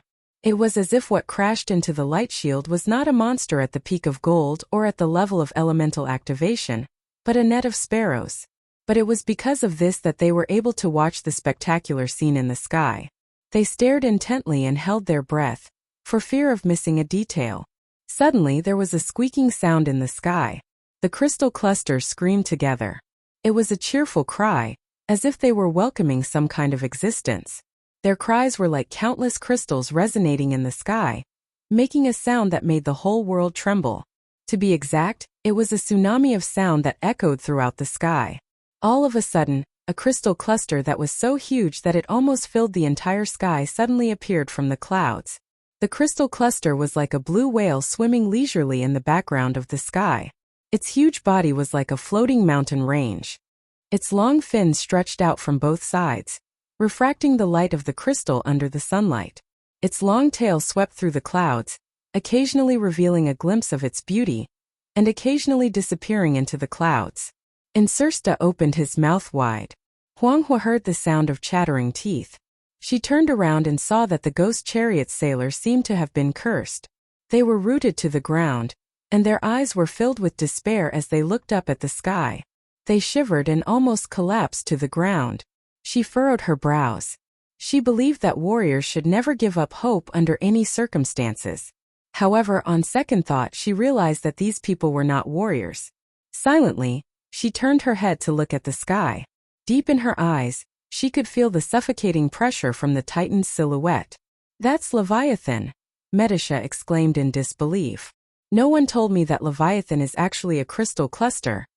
"In the chaos of the Sea of Magic, there are many things that are beyond our imagination," Brando replied.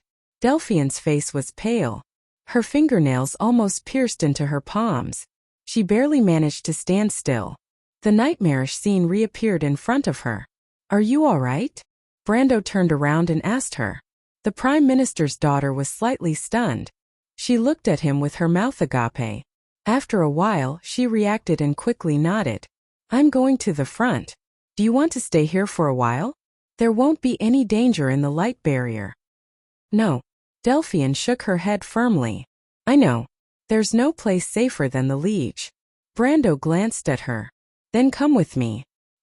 He took one last look at the Somir crystal that fell to the ground, and then walked forward without looking back. In front of him was the last border of the crystal forest. The skeleton soldiers passed through there a moment ago, and brought back the information that there was a plain ahead. At this moment he had become the backbone of everyone, including the people of Phantom Chariot. No one jumped out to sing a different tune. When they saw him walking forward, they subconsciously followed behind him. Even the sailors of Phantom Chariot did not fall behind. "Did you see that?" Insursta said to his old partner. Tarkus did not say a word. He only shook his head. What right does he have to do that? Elder Phantom Chariot, who was ignored by Brando, roared with his hair and beard standing on end. Beside him, Feng Qi turned around and glanced at him. He raised a finger to his lips. We must learn to respect the strong elder Lonely Mountain. Feng Qi. He's very strong." Feng Qi looked deeply at Brando's back. "And he wants to talk to me.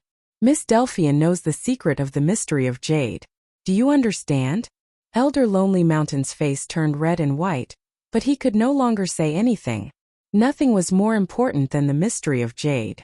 The scenery behind the forest stretched as far as the eye could see. Only the word endless could describe such a shocking scene.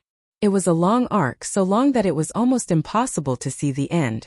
There was no end to its east and west.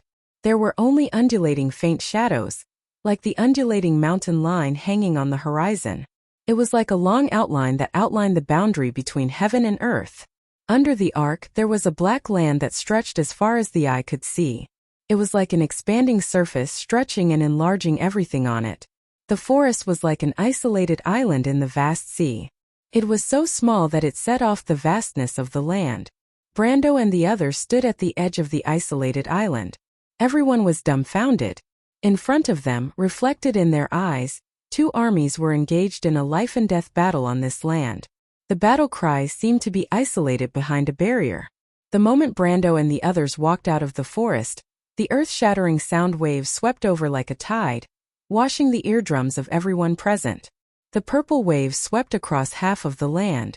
They were countless crystal clusters. Their number could not be described with any human language. On such a vast land, the unfolded battle line could not accommodate all the crystal clusters attacking on the same front. They crowded together and filled all the space, even layer upon layer. Like a marching ant colony, they swallowed everything in their path. Their enemies. Medisha did not recognize them. Delphian also narrowed her eyes and looked at the messy banners with some confusion. But in Sursta and Tarkus's expressions changed. Black bone claws tightly grasped the vines. That was the Phanasa Legion, the first legion of Roman Tuo's Black Rose in the middle of the Sea of Dying Moon. It had participated in the First War of the Black Rose, but it did not fight on the battlefield of Erewhon. Instead, it faced the terrifying Saint-Tassel Legion. The insufferably arrogant Wind Elves also suffered grievances in front of them. Just as their commander, the king of White Mountain, Philip, said, this was a legion forged of steel. Their will was like iron and they were ruthless. But this legion was now almost completely annihilated. A few remaining banners struggled to hold on in the purple waves. In the blink of an eye, they were completely submerged. Anyone who had a little understanding of Vaughn's military structure would understand that this legion had disappeared. Its reputation and all its memories of the past had completely disappeared from this land. On this battlefield, the famous legions of the Empire of the Dead Moon were lined up in a row. Brando counted 7 or 8 of them. Any one of them was enough to destroy the small kingdom of Erewhon. The only chance left for the people of Erewhon might be that this rising new empire did not attach importance to the nobles of Erewhon. But now there were other reasons. Brando suddenly remembered that since the Second War of the Black Rose, the Phanasa Legion had never appeared in Madara's battle order. The players of Madara thought that the Withered Claw Lord had lost the political struggle with His Majesty. After his power was removed, he was exiled to the south of the empire, a forbidden area that the players could not set foot in. But today they were indeed here. But in another way. He raised his head. Above the arc that represented the horizon was the golden red sky. Under the thick clouds, countless crystal clusters flew out from the forest. Meteorites fell from the clouds one after another. It was like the end of the world. The crystal clusters had already occupied half of the sky. Anyone could see that the undead had to retreat. Where's the bone dragon? Why can't I see the bone dragon? The lazy aura on Insursta's body seemed to have disappeared all of a sudden. He rushed to Brendel's side and cried out involuntarily. There. Delphian pointed at a corner of the battlefield and said to him. On the black ground, the white remains of the bone dragon were scattered all over the ground. A huge monster crawled in the middle of the battlefield like a sleeping giant. Brando recognized this bone dragon. To be precise, he had seen it once in Fortress Redan. When it flew over at a low altitude, it destroyed the last resistance of Fortress Redan with its dragons. At that time it was still arrogant, unlike now when it had lost all of its vitality and aura. Bone Dragon Lord Bisas. Chapter 1295. Insursta swayed. This is a decisive battle. The Empire has invested so many troops in the south, but Her Majesty has never told us. What did she say? At least 1/3 of the Empire's military strength is here. Insursta clenched his fist and growled. If these legions are gathered together, what about Fanzin and Cruz? Look over there. Tarkus walked up and pointed in a direction. The flag of the Dead Moon. Madara's future star suddenly felt dizzy. Her Majesty the Emperor. Brando pursed his lips tightly. This was undoubtedly a decisive battle, and Erewhon's greatest enemy, the Empire of the Dead Moon, was about to be defeated in this battle. However, he did not feel a trace of joy in his heart, only a deep fear. He looked at the sea that shone with purple light, and looked at the Somir crystals that fell from the clouds. His heart was cold. Was this a battle between the undead and the crystal cluster? The scale of this battle had already surpassed the Battle of the Oblique Forest in his previous life, and the Cipher War in the Year of the Sparks. Only the battle in the Alkash Mountains before his time travel could be comparable to this. However, the Empire of the Dead Moon, which was so powerful that it seemed to be invincible, actually lost in such a crucial battle. In his eyes, the flags that represented the legions were disappearing in the sea. That represented not only the defeat of the undead, but also the withered petals of the Roman black rose. If Madara lost 1/3 of its military strength here, then it was still unknown whether the empire could maintain itself. Needless to say, would the crystal cluster stop their march to the north because of this? It was very difficult to say what was going on. Brando could not help but ask himself. He did not know if the Empire of the Dead Moon had also experienced such a tragic battle in the south in his previous life. At that time, the south of the Sea of the Dying Moon was a forbidden zone for players. His Majesty the Emperor had forbidden any northern nobles from entering the south. Naturally, it was the same for players. No one knew whether the war in the south of the empire was intense or mild, whether it was a local conflict or an all-out war. Brando could not remember whether the emperor was in the realm of eternal death when the War of the Black Rose broke out. This was the tragedy of Erewhon. The war in Erewhon did not even attract the attention of the emperor. This is the war between the world of order and dusk. Brando, no one can stay out of this. White mist jumped down from Medicia's shoulder and landed beside his feet. Watching this scene, Brando turned around and found that everyone seemed to be under a spell as they stared blankly at this scene. Some of them came from the 9 Phoenixes, which had a powerful empire behind them. Some came from Rubik, which was a desert kingdom. Although it was not as glorious as Kurlutz and Madara, it had a long history. There were also some who came from his territory, from the small country of Aween. Other than Med-Isa, most of them had never seen such a magnificent war in their lives. Although Delphine had witnessed the battle between the Empire and Hazel's army of constructs in the Grey Hills, she had never seen such a magnificent war before. However, that battle took place in the Grey Hills, and the battlefield was less than 10 kilometers wide. Compared to the battle in front of them, it was like a child's play. Even Brando's eyes reflected this battle, and his heart was surging. The Holy War 60 years ago seemed to be reappearing in front of his eyes. The might of the Dead Moon Empire had exceeded everyone's expectations. The 8 massive legions almost made the Kurlutz feel ashamed, not to mention that this was only 1/3 of their total strength.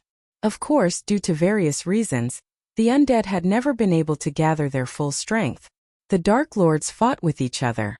If it were not for the appearance of the Mercury Staff, this powerful and rare kingdom would have almost gone into obscurity forever. However, those who were not involved in it always indulged in the past glory of the empire, such as Delphine and Brando. They never thought that outside the human world, there was a power that was not inferior to the 4 holy cathedrals in the slightest. That was the Black Rose of the Roman Tour. Except for Brando, no one knew this secret. It was not that they could not understand it, but because arrogance and pride blinded most people's eyes. But now this powerful enemy was being crushed by an army that was completely unfamiliar to this world. Its enemy seemed to have no intelligence. They only knew how to swarm forward and swallow everything. And then the Empire of the Dead Moon was defeated. It was a complete and utter defeat. Everyone heard the sound of something being broken. It was the countdown of the original order being overturned, and the destruction of the civilized world by the power of disorder and chaos. Adeline seemed to have thought of something, and her face turned pale. And Sursta and Tarkus did not say a word. The former was still clenching his fists. Huang Hua bit her lower lip, and Mr. Lu's face was solemn. Brando had a solemn and pensive look. But at this moment, a few spots of light suddenly flashed in the sky, and a few intertwined golden lines extended from nowhere, instantly penetrating the entire battlefield. In the middle of the clouds was Leviathan. When Brando raised his head in shock, the dazzling flames had already exploded in midair in the middle of the battlefield. It was like a flare brighter than the sun. A few roaring fireballs burned fiercely in the sky of the battlefield, and the dazzling light made the light of the entire battlefield dim, as if the day had turned into night in an instant. But the phenomenon only appeared for a moment. The mushroom cloud had risen with endless smoke and dust, and the shock wave pushed the dust cloud forward, rushing into the forest with a whoosh. Then tons of dust and debris swept over. Brando reacted quickly. He stretched out his hand and pushed it forward, opening up a net of spatial laws, blocking all the dust and air waves outside. But even so, the light shield was still bent at a terrible degree, and the impact was far greater than the impact of the crystal clusters on it previously. "What's the matter?" someone shouted in the roar of the explosion. But the noise drowned out his question, and at the same time drowned out the answers of others. But a thought flashed through Brando's mind. Was there a third party on the battlefield? Was it Madara's backup force? Or was it an ally of the undead?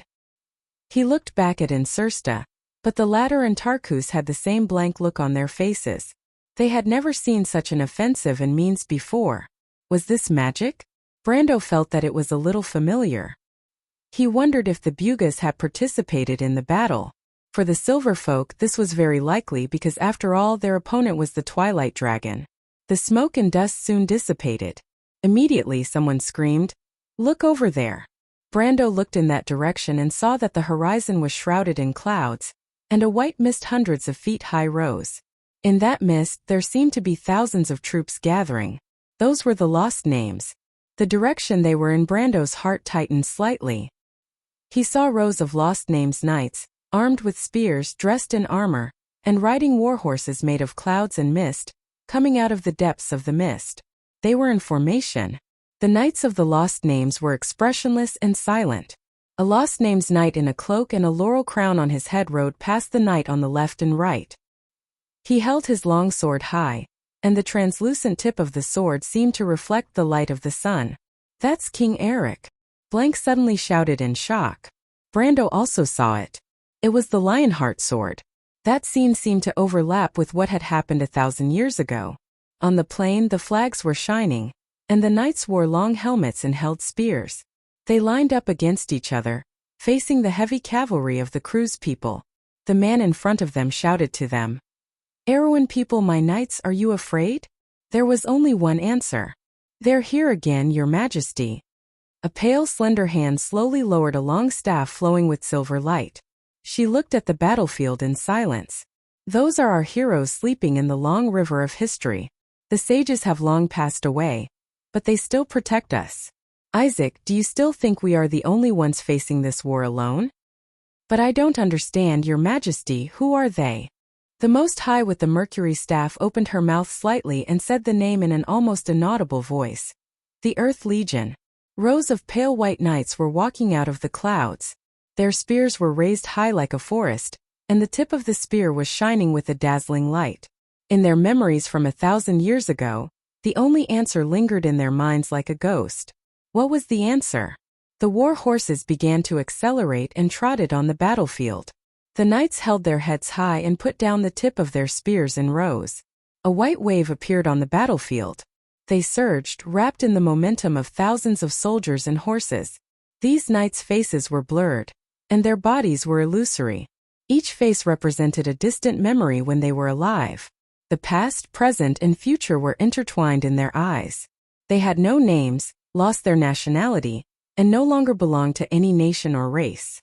Everything in their life, together with their past, seemed to have passed away like smoke. And everything that was left, they only existed for this answer. The defeated left wing of the undead stopped instantly. A blade that emitted the light of Bai Lung appeared on the battlefield. It swept across the vast land and cut diagonally into the purple sea. It collided with a loud bang. At that moment Brando turned around. "We will also join the war." "My lord, what did you say?" Medisha asked in surprise. "Madara can't lose this war," Brando said to Medisha. "Just like the decisive battle on the Great Plains that humans can't lose, Odin gave us a choice, and now we must give him an answer." This answer had been waiting for 1,000 years. It was a long time. But the four sages finally returned everything to the hands of the people who should decide it. At that moment, Brando suddenly understood the meaning of the Most High Holy. 9. The Hermit. The Rusty Spring was being reset. Chapter 1296. Brando turned around and looked at the others in the wind that was filled with the smell of gunpowder.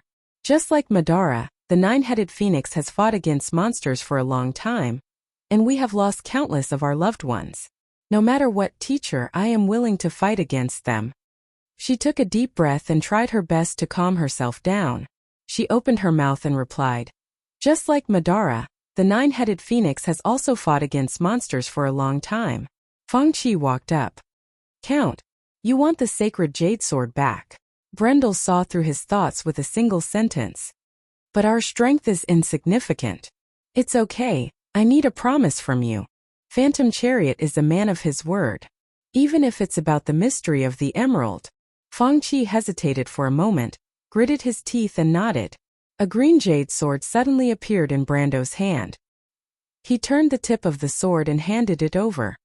I hope you won't disappoint me, Mr. Fangqi. Fangqi's pale hand grasped the hilt of the green jade sword. Quill grabbed Adni's shoulder as she was about to rush up. Adni struggled and shouted anxiously. This is a chance for him to return the omniscient eye to us. Quill, what are you doing? The elven ranger looked at her and shook his head silently. This is not a chance, Adni. Does the omniscient eye really belong to us? But you and I are not its owner. We are just people who carry it.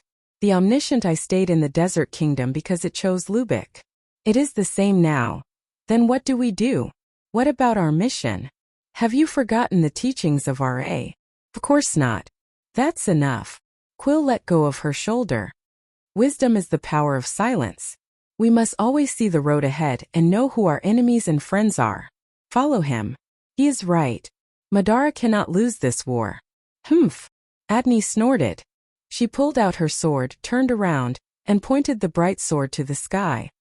Knights of Ra's Wings, no, I mean my colleagues of the Sunflower Mercenary Group. Draw your swords and let's go. What is the Sunflower Mercenary Group? God knows. Don't doubt the vice-captain's naming ability. Did you know that her first cat was called Greyley? Greyley's daughter was called Whitey, and Whitey's son was called Blackie. What about the dark-skinned son or daughter? No, there was one time when the deputy commander didn't hold it as tightly as he did when he was bringing it out. It ran away like it was flying and never came back. That's really sad. The knight could not help but laugh as he pulled out his longsword while talking and laughing. The wind carried the conversation of the Rubik's people to Brando's ears. He looked in that direction. It was the Knights of Ra's Wings. No wonder the quality of these knights was so high. That was Rubik's Knights of the Holy Temple. They were the core force that guarded the Sun Temple. Their status was similar to Cruz's Flame Knight, but their numbers were less than half of Flame's. Mr. Blank, Brando said, I'll leave Miss Magadol to you. It might be difficult to take care of her on the battlefield. Blank nodded. Medisha, I'll leave the rest to you. The Silver Elf Princess nodded silently. She raised her right hand, and a shining silver card spun in her palm, and finally turned into a long horn. The long sound of the horn echoed throughout the battlefield. Whose horn is that? She turned her head and looked at the officials. Maybe it's their horn. For the past few days they haven't sounded their horn. Why would they suddenly sound it today? We don't quite understand, Your Majesty. Then go and find out. Yes, Your Majesty. She turned around, her black robe flowing across the marble platform like water. The scepter in her pale hand was flowing with a mercury-like luster. Her pale face did not seem to have the emotions of a living person. It was cold, indifferent, and unhurried. The undead regained their footing, and the white fog was eroding the entire battlefield. Thousands of knights lined up in a long line, like an invisible blade cutting into the army of the crystal cluster. When the knight collided with the crystal cluster, there was no sound. There was neither a shout nor the sound of metal colliding. It was like a silent image, a replay of the scene from 1,000 years ago. The illusory knight passed directly by the crystal cluster like a ghost. But the image returned to normal in the next moment. The surface of the crystal cluster that came into contact with the lost names quickly lost its color, became dim, and then shattered into colorless and transparent crystal fragments. This invisible blade swept across the left wing of the battlefield, and the crystal cluster army there immediately collapsed. A huge gap appeared on the battlefield, as long as the undead seized this opportunity, they could turn defeat into victory and win the battle in one fell swoop. But the 7 undead legions were powerless. The enemy, at least 20 times their number, was firmly nailing every bit of the undead's reserve forces in place. The crystal cluster's work was disorderly but effective. Like their opponents, they were not afraid of death. The black eyes of the person holding the mercury staff were cold. She did not give any orders, as if this battle, which concerned the survival of the Roman Black Rose, had nothing to do with her. But everyone understood that at this point in the war, the rest was up to fate. If the dead moon still cared for everyone. Woo woo woo. The long sound of the horn sounded again. Andrea and her colleagues were coming out of a crystal forest, and the battle of the entire Finhodo Strait was presented before these 122 war goddesses. In the southern part of the inner sea of the dead moon, there was no landmark named Finhodos, and the reason why this place was called the Strait was because it was located between the Calm Sea and the Lunar Sea. The names of these two seas were said to come from an ancient inheritance, and the only land protruding from the sea between them could be called the Strait. Outside the elemental frontier there was no real sea. Even if there was seawater, it had long been exhausted by the frenzied magic that escaped in the tens of thousands of years of war. This was a world without life. But there was hope in silence, and it was because of its existence that Wond was like a baby in swaddling clothes, nurturing life and the future in its sleep. The mothers gave the two to the two worlds. As the elder brother, it was his duty to protect this world. The people who were born here never regretted it, because they believed that one day, the support from their grown brother would completely rewrite this war. That was the only hope of this world.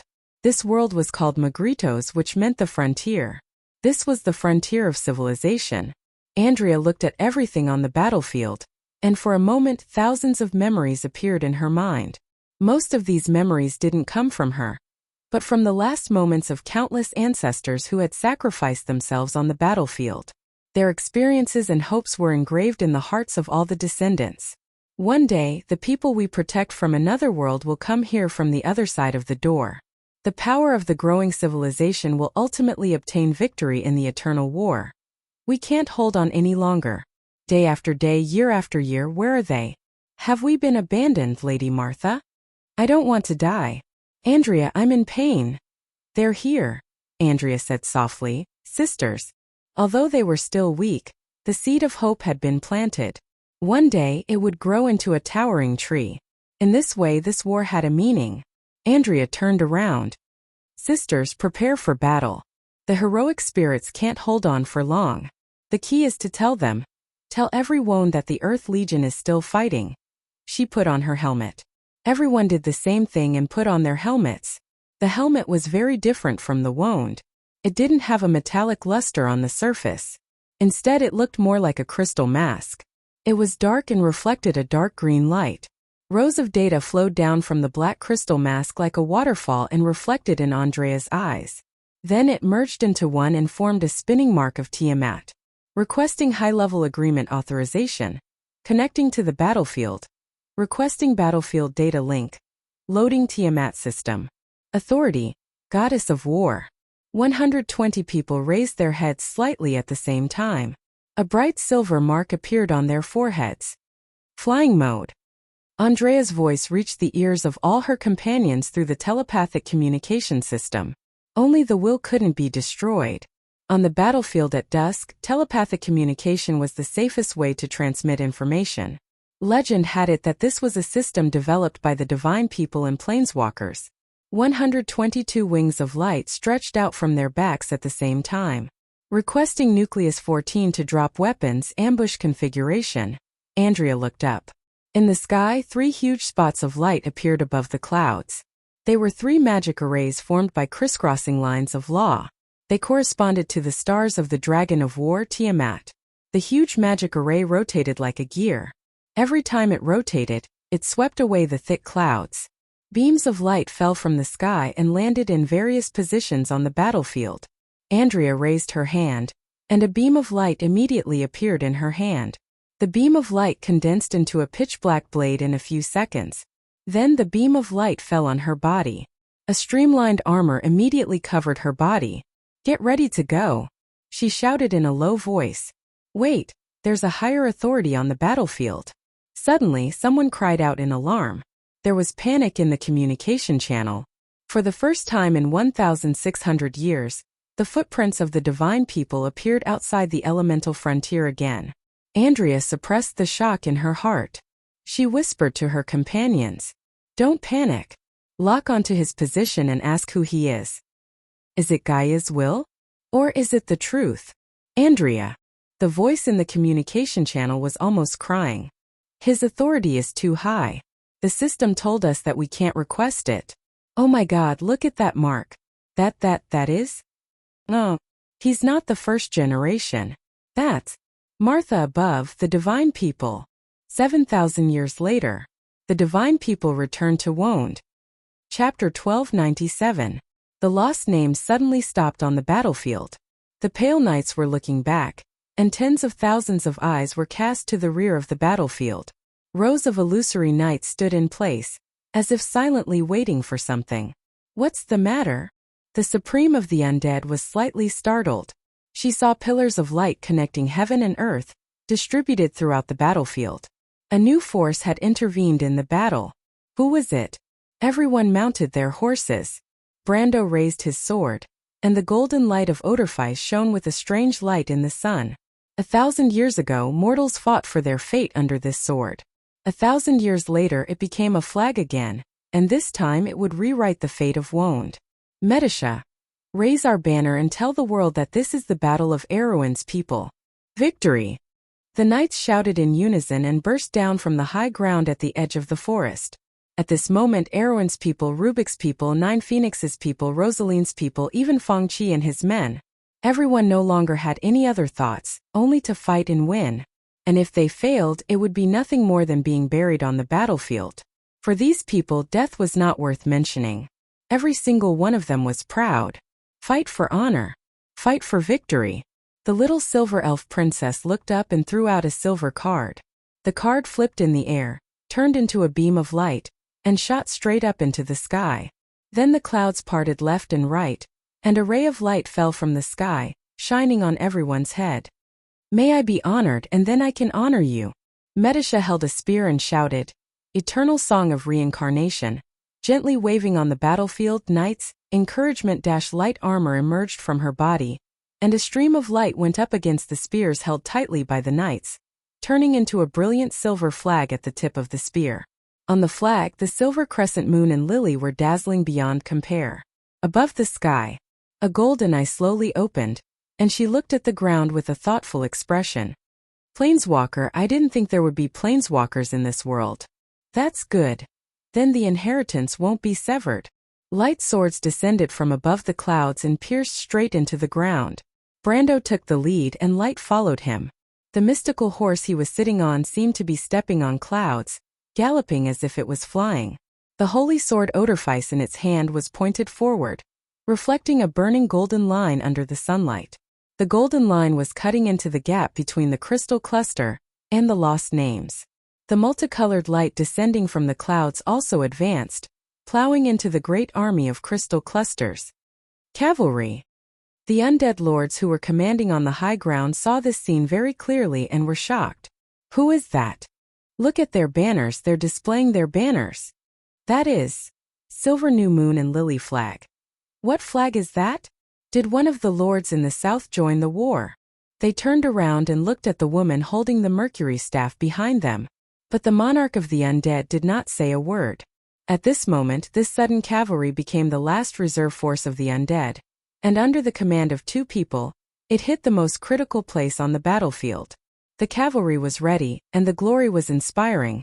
Insursta felt as if he had returned to before the age of 18, when he was still a human and had not transformed into what he was now. There was still blood in his heart, and he was full of hope to give everything for the rising of the dead moon. The reason of the undead gave him and Tarkus an excellent combination, but the enthusiasm of the early years in his heart was long gone. The rise of the empire had become a cold and step-by-step process, and the reason why the undead had a tendency to self-destruction may have stemmed from such contradictory feelings. No undead was willing to fight side by side with the living, let alone such a motley army from all over the world. That kind of complicated feelings maintained their existence. Disgust, calmness, and a certain goal. For the new generation of Madara, only eternal death was the arrival of some kind of peace. But at this moment, he seemed to feel his beating heart and the majestic pulsing blood. He looked back at Tarkus and saw the same color in his eyes. What was going on? Everyone's morale was at its peak, and they could not help but look forward. Brando's back on the horse seemed to be crowned with an invisible halo. It was a pair of wings made of light, and it infected everyone. Perhaps it was not impossible to die in this battle. His second thought was that the Silver Elf Princess had a keen sense of the battlefield, and she was not inferior to him in the slightest. Both of them had found the weakest point on the battlefield at the first moment. But it was not enough. Brando raised his head and looked at the purple wall in front of him that was getting closer and closer. He withdrew his sword, and a golden halo bounced off from his body, suddenly enveloping everyone around him. The knight crashed into it in an instant, and Cirsta let out an ear-piercing shriek. Other than Magadol and Delphine, he could be said to be the weakest in the group. Even Phoenix Fire's combat skills were better than his by at least 3 points. He wasn't an undead lord who would charge into battle in the first place.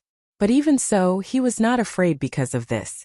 The emotions of the dead were indifferent, and their understanding of existence and death was very different from that of the living. He screamed because of the hysteria in his heart. I have to kill at least one, he thought to himself. He was also very clear about the strength of these crystal clusters. On this battlefield, the crystal clusters that appeared were far stronger than the monsters around Rosaline. Their average strength was almost above the elemental awakening. But even so, he saw a crystal cluster raise its sickle-like claws towards him. The future star of Madara closed his eyes subconsciously, almost thinking about how he could minimize the damage. He did not expect to be able to avoid it. The opponent's movements were much faster than his. And at this moment, he felt the spear in his hand respond with a solid touch. I stabbed it. The spear seemed to have stabbed into tofu, and without any resistance, it lifted the crystal armor on the surface of the crystal cluster and stabbed directly into it. The monster let out a scream and swept its claws towards him. Cirsta's eyes widened as he saw the claws hit his chest heavily, then twisted, deformed, and shattered into countless scattered crystal fragments, which scattered in all directions. This conflict halo, Blank whispered. Such a high-level conflict halo. Master is a Templar Knight Master. Cirsta was stunned and he rushed straight over, thinking in his heart, isn't he a Grand Sword Master? Brando and his knight were like a hammer, smashing heavily into the purple sea, and all the crystal clusters that dared to block them were immediately turned into dust. The group of knights who were originally elemental knights, together with the cavalry equipment, the buffs of inspiration and the conflict halo, had now become an unstoppable blade, cutting a path through the swarm of crystal clusters. Medisha! Brando suddenly reined in the reins, turned around, and faced the army of crystal clusters that were rushing towards them. He stretched out the holy sword Odorfice and swept forward, and a golden sword light flew forward. The golden line extended to hundreds of feet in an instant on the battlefield, and wherever it passed, the crystal clusters were cut in half. After passing through as many as 7 or 8 layers, the crystal clusters in front were all shorter, like a sickle sweeping through wheat stubble. Medisha understood tacitly, and she understood that the Lord was buying time for her. She pointed her spear to the sky and shouted, Heaven's armor! Thousands of silver lines fell from the sky. Each line was connected to a crystal cluster on the ground. Medisha swung her spear from top to bottom. Countless light pillars fell from the clouds along this silver line, and flames burned from the top of the heads. Those crystal clusters had no resistance at all, and were already turned into ashes. The front was suddenly empty. The undead lords were already stunned. Fanzin's people? When did they come here? While the lower-level lords were in a daze, the higher-level lords did not waste any time. This was because the sudden appearance of the cavalry cut through the gap between the Madara's undead and the Crystal Cluster army, causing the enemy's attack to pause for a moment. At least the flanks of 3 legions were thus freed. The Supreme with the Mercury staff decisively gave an order, and she pointed forward with the staff in her hand. Cooperate with them, attack. But we need the bone dragons, more bone dragons, your majesty. Then go and find them. Bezzes it. Don't tell me the reason, I only want the answer. If you can't do it, I will let someone who can do it replace you. She replied coldly. A few minutes later, tens of thousands of bone vultures flew from Madara's position, and they were not inferior to the Crystal Cluster army's power in the sky. Unfortunately, they were too little of a threat to the Crystal Cluster army. As soon as they took to the sky, they fell down like rain. Everyone knew that the undead's air force would not last long. Brando suddenly stopped. There's a fluctuation of magic. White mist whispered on his shoulder. What's that? Someone was screaming. Brando looked up. In midair, Leviathan was turning around. It was slightly injured earlier, but it was not worth mentioning for its huge body. It let out a piercing scream above the clouds, and countless crystal clusters swooped down from midair as if they had received an order. Their attack was unusually simple, and they fell directly into the undead army's camp like a rainstorm.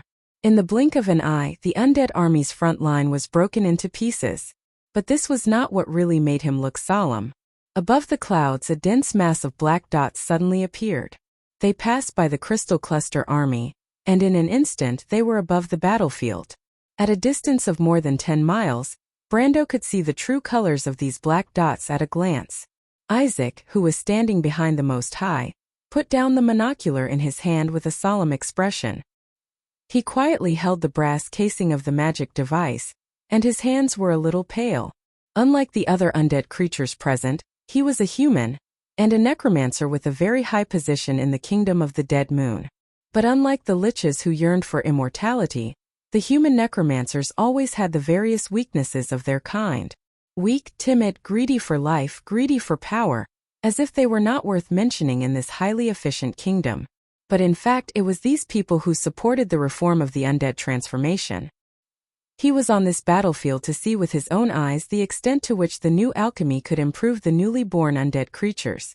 The experiment went smoothly, but at this moment, Isaac did not feel the slightest bit of joy in his heart. It's a horseshoe worm. His voice was a little distorted. Chapter 1298. Isaac's words did not seem to attract the slightest attention. A little flame flickered in her dark eyes. The sea of bones, black flags, and purple crystal clusters covered the sky like a tide. Lightning fell from the clouds, and one or two flames streaked across the sky. The distant scene of the battlefield was reflected in the depths of this pair of emotionless and cold eyes. She turned around. She stretched out a pale and slender finger, holding the mercury staff in her hand, and pointed in one direction. There was no order. However, behind her, the undead lords all pressed their bony palms to their chests, and the soul fire in their chests burned fiercely. The dark nobles lowered their heads like the tide, and ripples spread from front to back. They turned around and pale flames flickered in their eye sockets. The Madara generals in the last row understood and turned around. They opened their hollow jaws and waved their white bony fists at the necromancers and undead wizard apprentices as they roared angrily. Let those cowards from Balakirivo enter the field, and tell them, for the eternal rest of the dead, long live the Black Rose of Bramanto. The Black Rose will never wither. The sound of the command came one after another on the battlefield.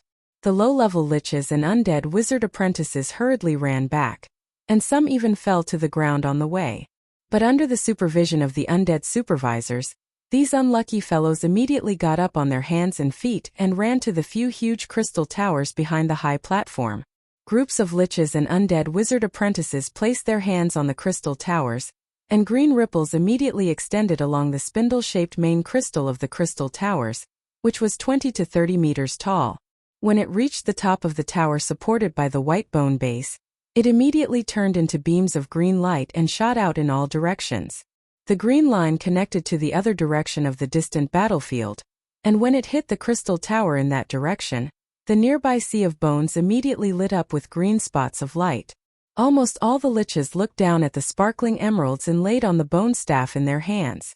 When they looked up again, rows of skeleton soldiers began to slowly turn around, and on the entire battlefield, it was as if a huge wheel had formed in an instant. The Bonefire Legion has entered the south of the Lorwade Hills. The Death Vulture Knight is ready to join the battle. Pale Knight, prepare to join the battle. Black Plague Legion, prepare for the next wave of attack. The undead were adjusting their attacks.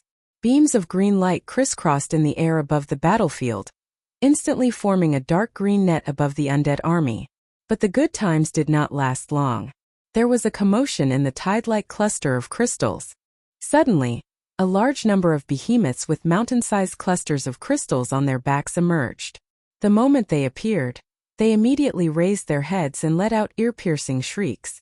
The crystal beams on their backs vibrated at a high frequency, and the resonance of the sound waves spread out at a speed visible to the naked eye.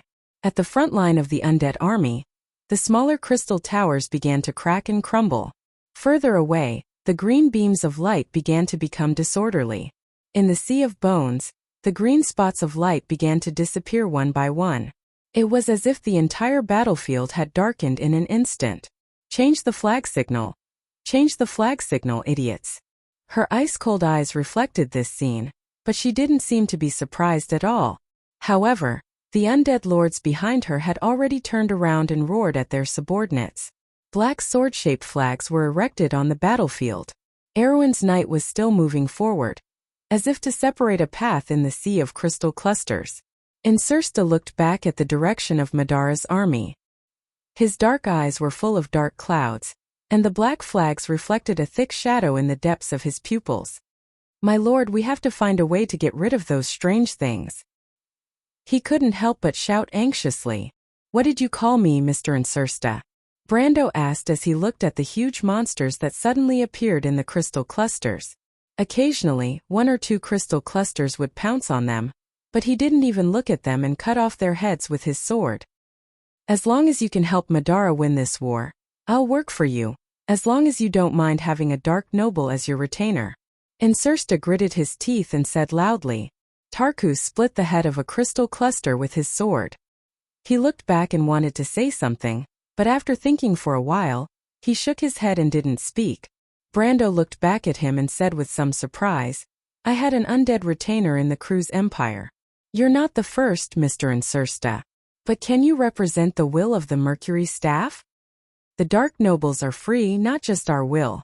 Brando urged his horse forward and shook his head. "Your proposal is very tempting, Mr. Insursta, but I don't want to threaten anyone. If you're willing to come to the Abyss to work for me, I'll welcome you. But for now, let's think about how to win first." He said loudly, "Help me count how many there are. Don't miss any." Insursta opened his mouth wide and stared blankly at Brando. The reason he said those words was that he was full of pride. Just like Brando firmly believed that the Black Lord would become the future of Madara, Insursta also knew his own value. He was a genius. He never denied this and was proud of it. Even if it was the rumor Tariq, he never felt that he was inferior to him. He was the pride of the Pale Rose, the first noble to complete the dark transformation before the age of 18 in 100 years in the central region of the Sea of the Dead Moon. Even his deputy Tarkus, who was praised by everyone, could only stand behind him. He was very clear that the human in front of him was definitely aware of his value. He had long discovered that the other party's understanding of him was even more thorough than his own. Without a doubt, this Count was also an outstanding person, and only a stupid person would be jealous of a virtuous person. Those who were truly above others would only use them for themselves. "Are you in a daze, Mr. Insursta?" Brando tilted his head and said, "This is a battle for your country. I thought you didn't want to give this glory to Medisha." "I'm sorry." Insursta immediately raised his head. His somewhat panicked gaze swept across the battlefield. "They are in the east and west. There are a total of 27, no 28. 29. Tarkus remained silent as he answered. He pointed out the new crystal monsters that appeared on the battlefield one by one, and then looked back at his partner. Insursta's face alternated between red and white. Brando did not look at the two of them. "Medisha, help me count." He raised his hand and opened his 5 fingers slightly. Space. Without warning, a huge crystal cluster that was screaming suddenly flew up from the sea of crystals. It was still waving its limbs in panic, obviously not understanding what had happened for a moment. Then the second one, the third one, the fourth one by one the crystal clusters were called out, and then rose from the sea of crystal clusters. Far behind the undead army, the undead lords who were about to use flag signals to give orders suddenly froze. They turned around one after another and looked at this scene dumbfounded.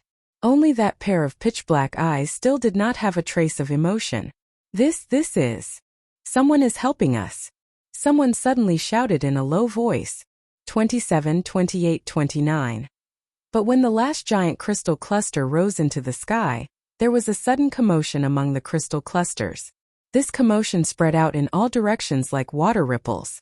The woman on the high platform turned around and faced all her subjects with a cold expression. The undead lords seemed to have woken up from a dream. Quick, don't waste time, attack them. They gave orders at the top of their lungs. The undead's crystal tower became bright once again. Mr. and Sirsta, go and contact your majesty. You know what we need. Brando raised his right hand, and the 29 giant crystal clusters were fixed in the air by him like toys.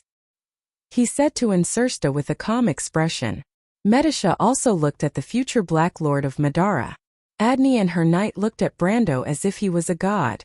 Just by looking at the 29 monsters that could not move in his hand, they could understand what kind of great power it was. Quill's eyes were full of light. My lord, Insursta answered a little awkwardly. Now is not the time to discuss this, Mr. Insursta. Only how to win is what we need to consider. Brendel shook his head. Even he was a little surprised. He thought that he could at most lift 2/3 of them and that would be good enough. But at this moment, he felt that a strange way of thinking dominated his current state. He seemed to be looking at himself from a higher dimension. The power of the laws in his body was restless. The traditional knowledge of time and space seemed to be leaving him. The point was, after the battle with Rushta, he felt the power of the elemental orb again. And this time, they were more powerful, so majestic that it seemed to shock the mind. He resisted the shock on the spiritual level and said to Insursta word by word, I know you can contact your majesty. Hurry up. Insursta nodded silently, but then shook his head. I'm sorry, my lord. You're right. But I don't think we need to contact his majesty. The liches of Balakurivo are already entering the field. He said in a sincere tone and turned back. Brando followed his gaze and turned his head. There was a continuous flash of light on the ground line.